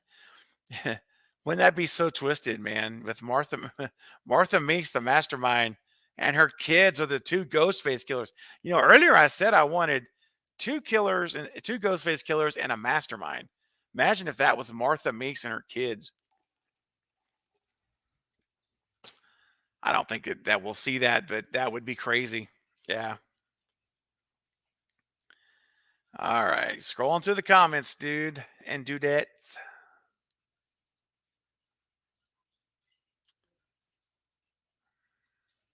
Meta. I think the killers are the two people that Henrika threatened with the scissors. They've been planning their revenge for 25 years. Oh, man. Ah, Eric and Emily Summers. Hey, man. Good to see you here. I still think Wess is one of them. And so agree. Wish that Stu was back, but something is up with Vince still, in my opinion. Yeah, I agree on all those points. Every one of them. All right. Let's see. All right, we're gonna go about another. Let's see, 15 minutes.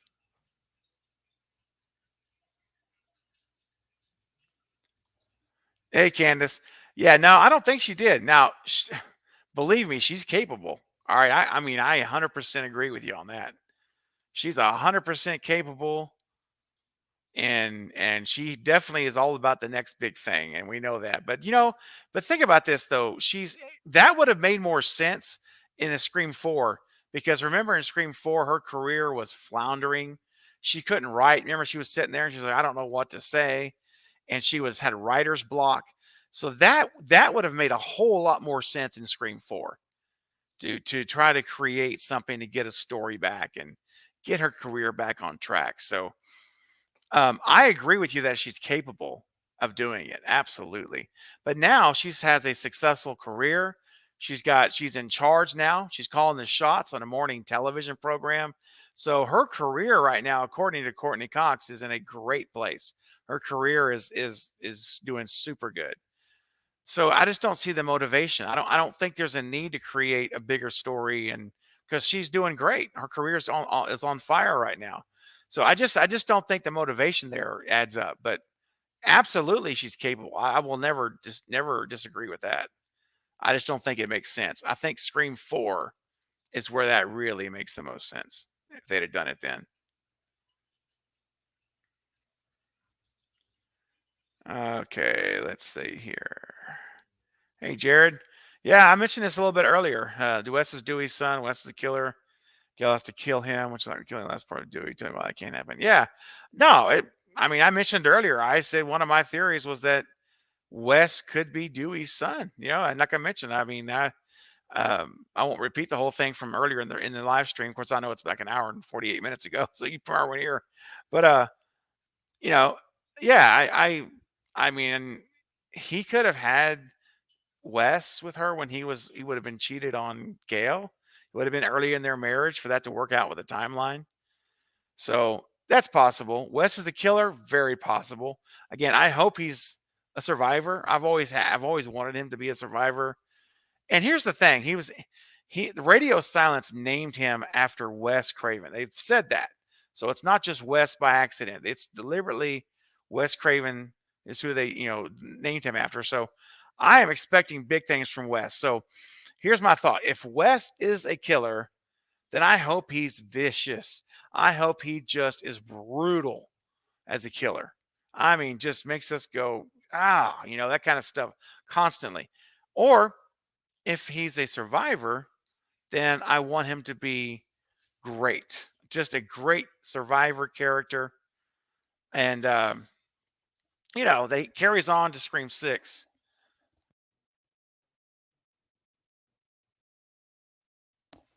All right. I'm back. Sorry. But yeah. So anyway, I totally want that to happen because I want Wes to be a significant player. That's what I'm saying. I want Wes to be a significant player in this movie. I want him to be someone who is not just a throwaway character, you know. So whatever his role is, I want it to be big.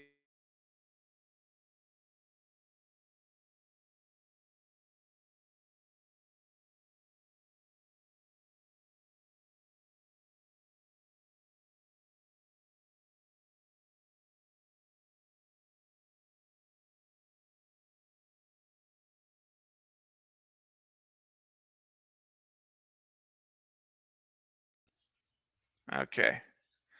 All right. So we've got here. I see Aiden says, I think the opening scene is a fake out, and she is Ghostface. Talking about Tara as well as Chad, and they're dating each other. Ooh, okay, awesome.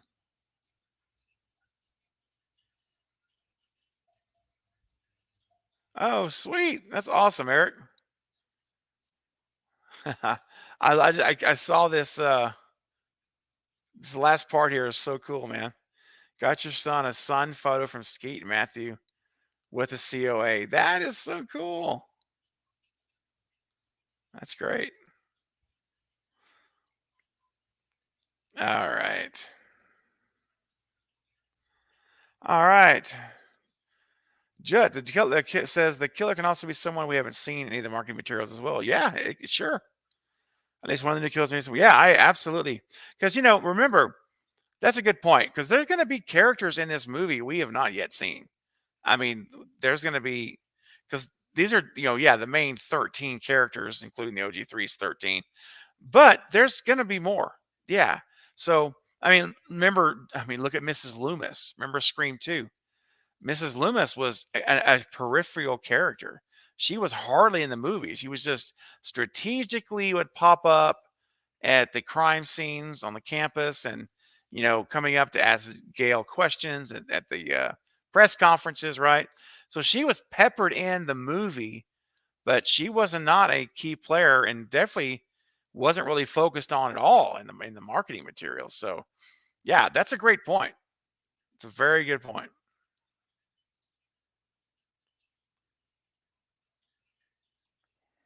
Hey, Shelby. Yeah. Yeah, exactly. as I was mentioned earlier, I think it was good. There's a good chance that was Roman. I think so. All right. Let's see.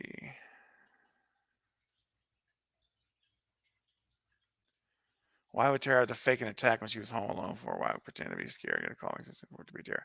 Well, and the other thing too that I will say about that, if the idea of it being a fake out scene is, man, it looks like she gets her ankle broke. I mean, like it's brutal. And so, I mean, I guess yeah. I mean, Stu and Billy and they stabbed themselves, and so I guess if you commit, I guess you commit. But yeah, I mean that's a good point. I mean it makes sense. I don't know that would be the case. Yeah, I think more than likely she does. It is a real legitimate attack. She just survives it.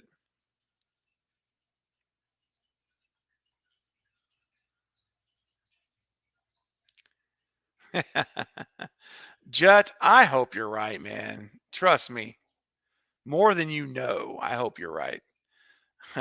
I've said this before too. Like I'm hoping at the end, the very end of that movie, we're going to see the Wes Craven classic move of Dewey on a stretcher coming out. He's alive. I know. Man, all fingers and toes are crossed for that.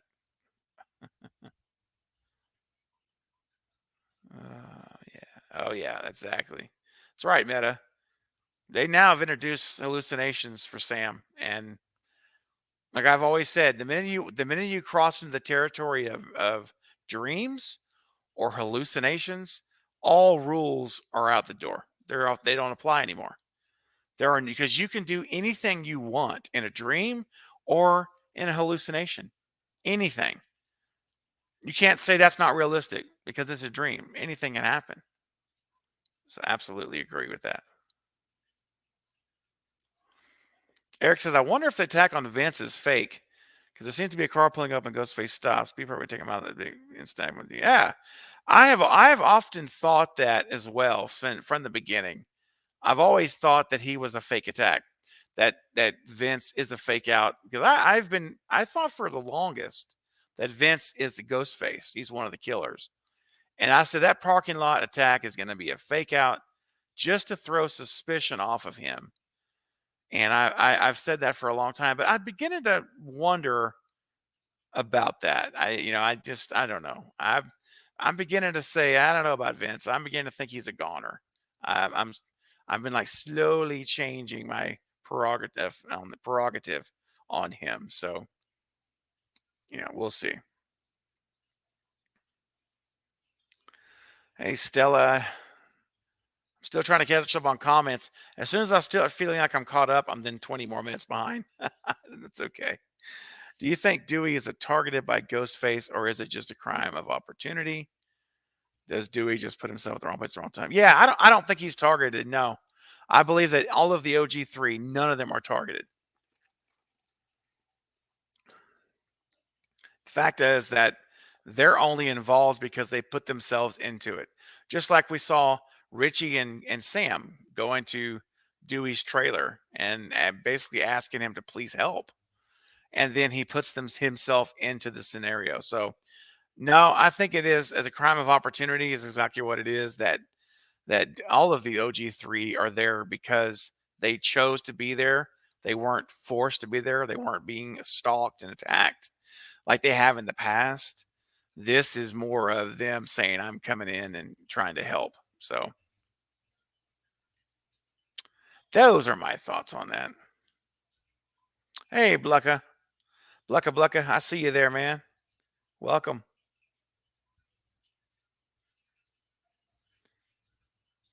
All right, let me catch up here.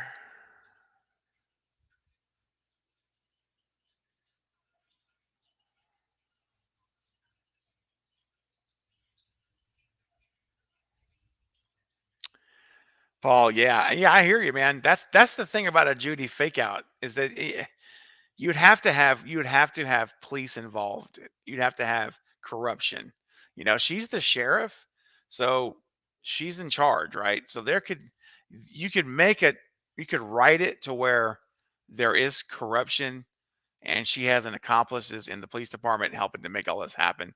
I mean, that's the only way you can do that, man. You have to pull that off as a fake attack. She would have to be attacked, and her people would have to come in and cover it up, and it would be a whole. It would probably get convoluted pretty good. So yeah, it's not likely that that's going to happen, but it's still. I'm saying it's still possible, but it would take a lot of heavy lifting to be able to pull it off, correctly. Yeah. Okay. All right, guys, I'm going to go about another 10, 15 minutes, and then I'm going to call it a night for my very last live stream of the year. Jose, welcome, Jose. Do you think a second official trailer will be out? I'm hope so. I'm holding out hope that she's going to be that I mean, excuse me, sorry, I was reading the comment. I'm holding out hope that this Friday, New Year's Eve, we'll finally get that second full length trailer. Yeah, hope so.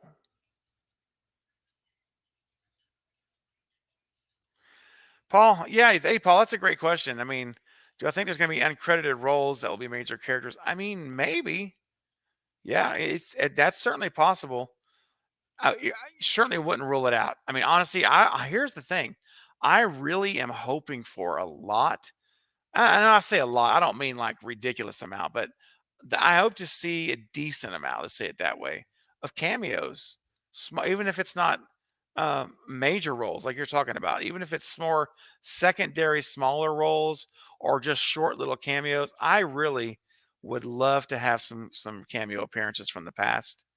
And one thing Radio Silence said is that, for those fans who are legacy fans who go back to Scream 1, that there's going to be a ton of Easter eggs in this movie and that they're going to be jammed full. I think is what Chad said from Radio Silence, that they're just going to be jammed full of Easter eggs that are subtle, and some are really not really overt, not subtle. Some are much, or others are subtle.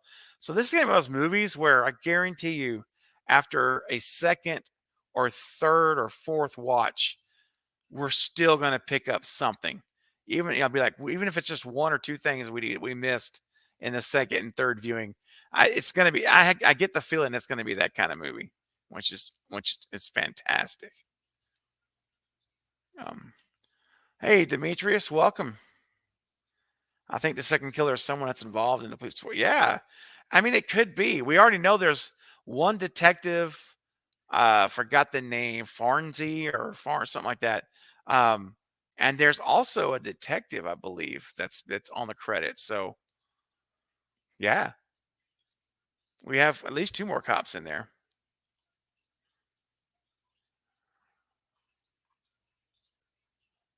Let's see. I'm catching up on the comments here. Hi, Alicia.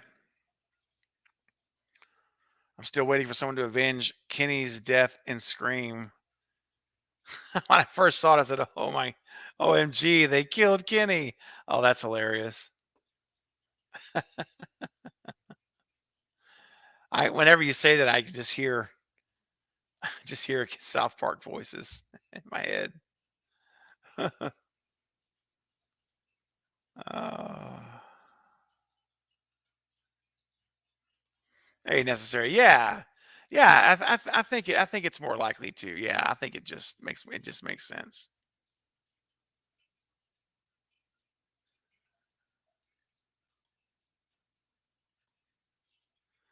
Hey, Nissan. Steve, notice how it goes with another cheap front. Yeah, yeah, yeah. Right. That is called capitalizing on a popular brand. Yep, it's awesome. Hey, Corey. Corey's in the house. I showed my dad the trailer. He was like, "It's the blonde boy." Wes. Calling it on Wes. All right. Oh, that's awesome, Brandon. Well, hey, Brandon. Well, thank you, man. I appreciate it. I know it's late. It's really late for some of you guys.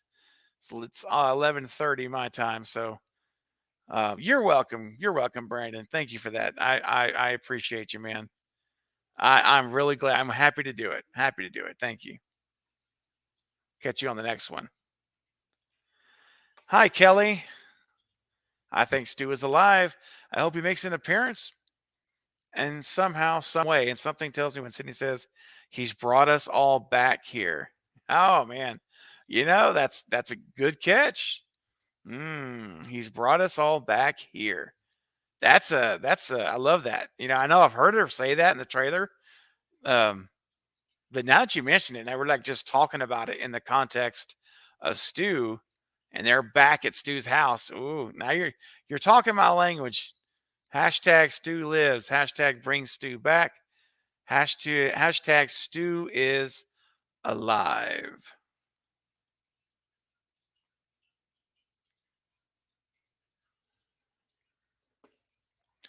Hey, Candace, Maureen could have had another love child. Yep. Or Billy could have been Sid's brother. Yeah, I mean, yeah, sure. Those are all possibilities. Aiden, you got yourself a date. Well, good for you, Aiden. Rock on, man.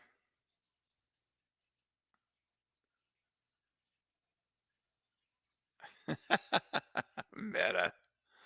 Gosh, yeah, look at Grinch. He went to town with those scissors. Yeah, he did. Cut one of their shirts. I will forget that scene when Henry Winkler, it's the guy who's on the right, on Henry Winkler's left. And he turns the scissors over to him, and you hear the I can't make the sound, but you hear the sound of like where the thread, the shirts are getting cut open.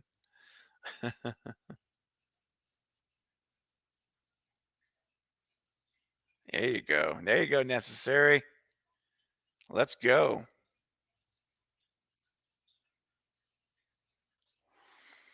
Hey, T Tanza. I'm worried if one of the original three dies, then fans will be so upset. They will say that killing off any original honor respect is good. Yeah, I mean, this is where it gets touchy, and I think that Radio Silence even mentioned somewhere. Was it Radio Silence? I'm just trying to remember. I think it was them that said something about fans are going to love it, fans are they're going to hate it, something like that. Some comment to which when I heard it originally, I was like, "Oh, so what they're kind of saying is that there's something's going to happen in this movie that the OG fans are going to have a hard time with." And of course, immediately the thought is, well, it's because they're going to be killing off one of the OG3. That's what I think it is. And so one thing I'll say about this, Tanza, is that they've done a great job, in my opinion, through the marketing materials and everything that we've had up to this point. They've done a fantastic job of preparing us for Dewey's death. Because I know some believe Gail's the one who's going to die, but and that's fine because it's possible. But I really believe, I just telling you what I think, and I really feel very strongly that Dewey will die in Scream 5, and that they have prepared us from the marketing when it began with the Airbnb back in September, end of September, when they started the whole Airbnb thing, and you got Dewey out front as the face of Scream 5. And he's been featured in the every trailer. He's always featured with his gun in the hospital, all of those things. And there's clues along the way. And I mentioned one of them earlier was with Gail shooting the revolver. I mean, that's a huge clue that Dewey's gonna die. That's Dewey's gun that she now has. So I believe that they've done a great job of preparing us to lose Dewey. And I think that they've done it because they don't want to rip the rug from underneath our feet. They don't want us to go into this movie expecting it to be like the old other Scream films where, yeah, some they're going to get attacked, but they're all going to live. They always live, right? They're always survive. They always find a way to not die. But I believe that if Dewey does die, I have to say, well done, Radio Silence. You prepared me for this moment. Doesn't mean I'm gonna like it, and it doesn't mean that I'm not gonna be sad because I am. I'll be very sad when it happens. But I also am prepared for it ahead of time. And so I think because of that reason, Tanza, because they've done such a good job of, I believe, laying the groundwork, if we really look at it and not just turn a blind eye, if we really look at it, they're telling us that this is going to happen. So we're going to lose one of the OG3, and I believe they're making it kind of clear that it's going to be Dewey Riley. So I don't think that that's going to be necessarily causing a riot. I think now, if they killed Sidney Prescott, oh my goodness, Tanza, it would be a total YouTube meltdown for in the Scream, all the Scream channel communities. That would be a horrible move. That could quite possibly be the end of Radio Silence doing a movie, another Scream movie, because you cannot do that in Scream 5. I'm sorry. I know some of you may disagree and you think that they can lose her. And I'm not saying it's impossible, but I'm saying there's no way they do that. It's just not going to happen. Now that kind of move would cause people to be upset. So that would do it. But I think, you know, at the end of the day, losing one of the OG3, losing Dewey, I think that will be, um, I think that will be okay. I just won't like it, but I understand that that's probably what's going to happen. So, all right. So I'm almost caught up here. Let's see. All right.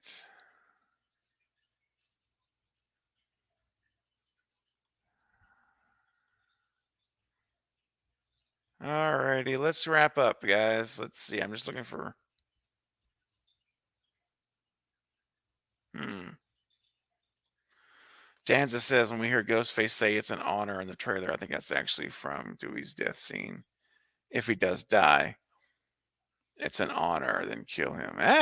Hey, it's possible because we don't know really when that was said, or we assume it's in the context they're showing us, but we don't know that for sure. So yeah, it could be, but I still think it's with Sydney though, um, because whoever this is, I think it's going to be an honor to have her back. And again, I still go back to Stu.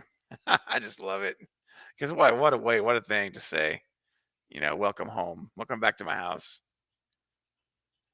Um, all right, I'll do two more, and then then we're gonna call it a night.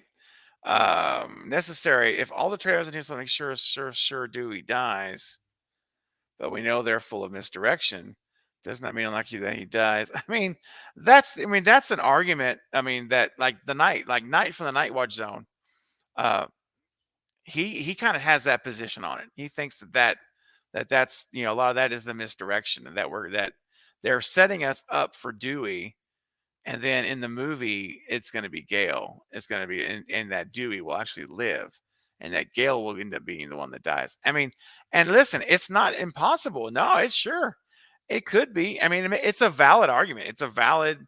it's a valid statement because you could easily say that, yeah, you could look at it one way or the other, right? One side of the coin says they're preparing us for Dewey's death, but the other side of that coin is to what you're saying.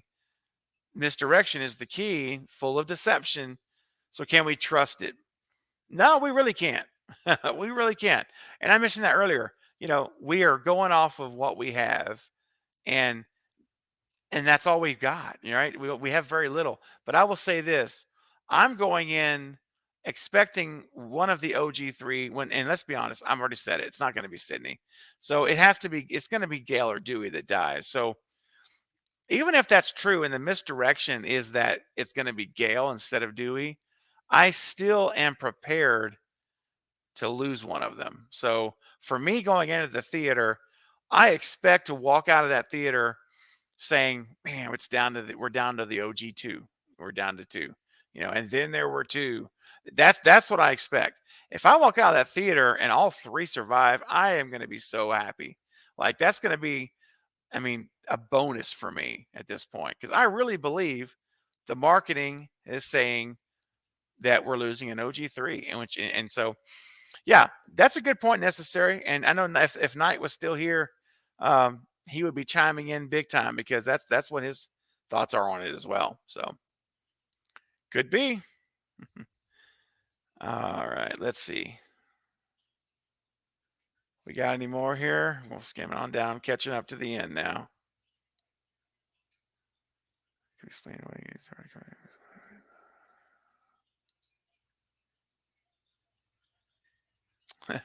see a lot of you guys talking about Dewey being the killer. Tara, now if I'm assuming you're addressing this to me. I know you guys are doing a lot of chatting. Yes, I have Instagram, and if you just go to Instagram and put in just search my name, Craving Something Scary, it'll pop right up, and I post there. Every video I post, I post on my Instagram. So yeah, go check it out and follow me. I'll look for you, and I'd be glad to have you on my Instagram family as well. Yeah. Um, it's so true, man. Wes Craven always wanted the OG3 to survive. It's true. Even in Scream 4, Courtney Cox said, "Hey, I really want to be killed in this movie. I don't. I want to go ahead and die off and not survive in this film." And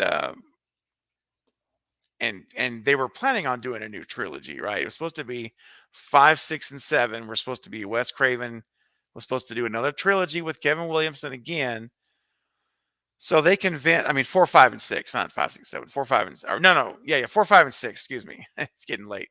And anyway, so they convinced Courtney Cox to not that they said, "Look, I hear that you want to get killed off, but we're gonna have you survive in Scream 4, and we'll kill you off in Scream 5. That'll be the next movie." So she agreed to do it.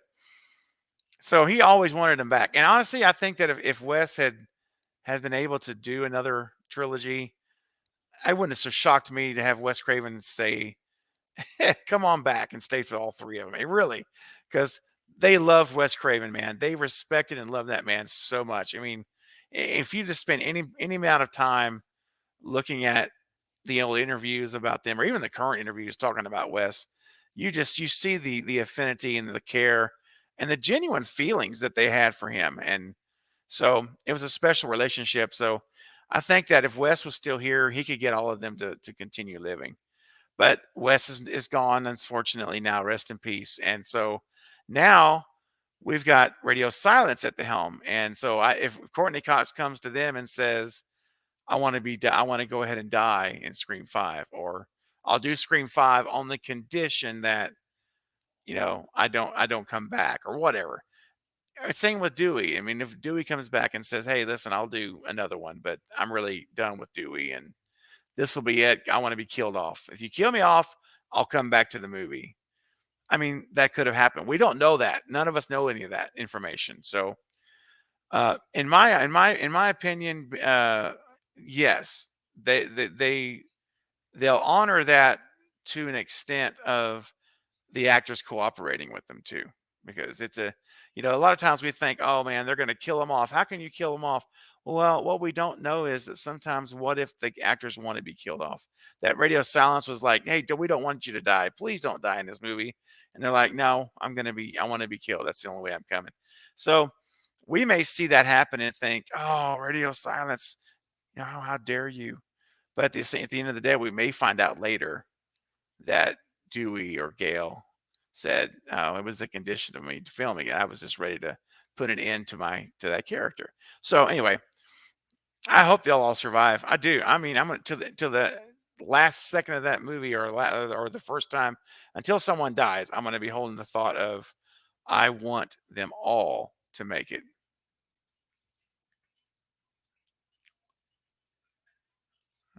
Let's see. What if Judy was? What if it's Judy? She has motive. Maybe she was the mastermind as sheriff behind watching the kills and watching this.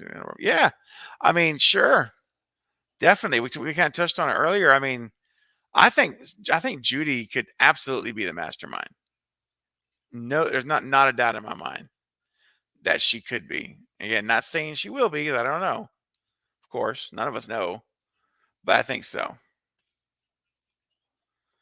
Necessary. Thanks for answering all of my questions and for another awesome stream. Oh, you're welcome. You're welcome very much. Thank you very much for coming. Long live the collective. Yes, that's right.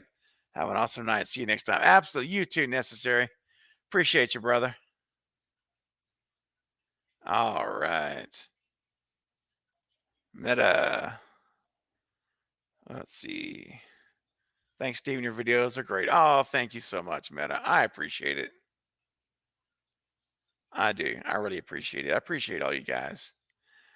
All right, everyone. We're going to call it a night here. That's 2 hours and just about 2 hours and 20 minutes. So that was a nice long live stream. I appreciate all of you being here and popping in, popping out, coming in, coming out. Appreciate it very much, guys. You guys are awesome. You know how much I appreciate you and all that all of your support. And we're going to do this again, but this is my last one for the year. So I just want to say a happy new year to everyone. Hope you guys have a very safe New Year's this weekend. Be safe, whatever you do. And always remember, if you're going to celebrate with outside of the house, to call an Uber, call a Lyft. Be safe. Make it home. Because I want to see you on my next live stream. All right, guys. All right, that's it. I appreciate it. It's been a blast, and I will catch you all on the next live stream, which will be next week. Don't forget to watch for new videos I'll be posting this week, including Friday at 5 p.m. Central Time, the Lethal Collective, myself, Killjoy Jake, Fate Decided, and the Night Watch Zone will have our weekly show for New Year's Eve. It's pre-recorded. It will not be live, but it will be unedited and presented to you just like it is when we are live. So that's what's coming up on Friday. All right. Until then, guys, this is Craven Something Scary, where it's all horror all the time. Thanks for watching.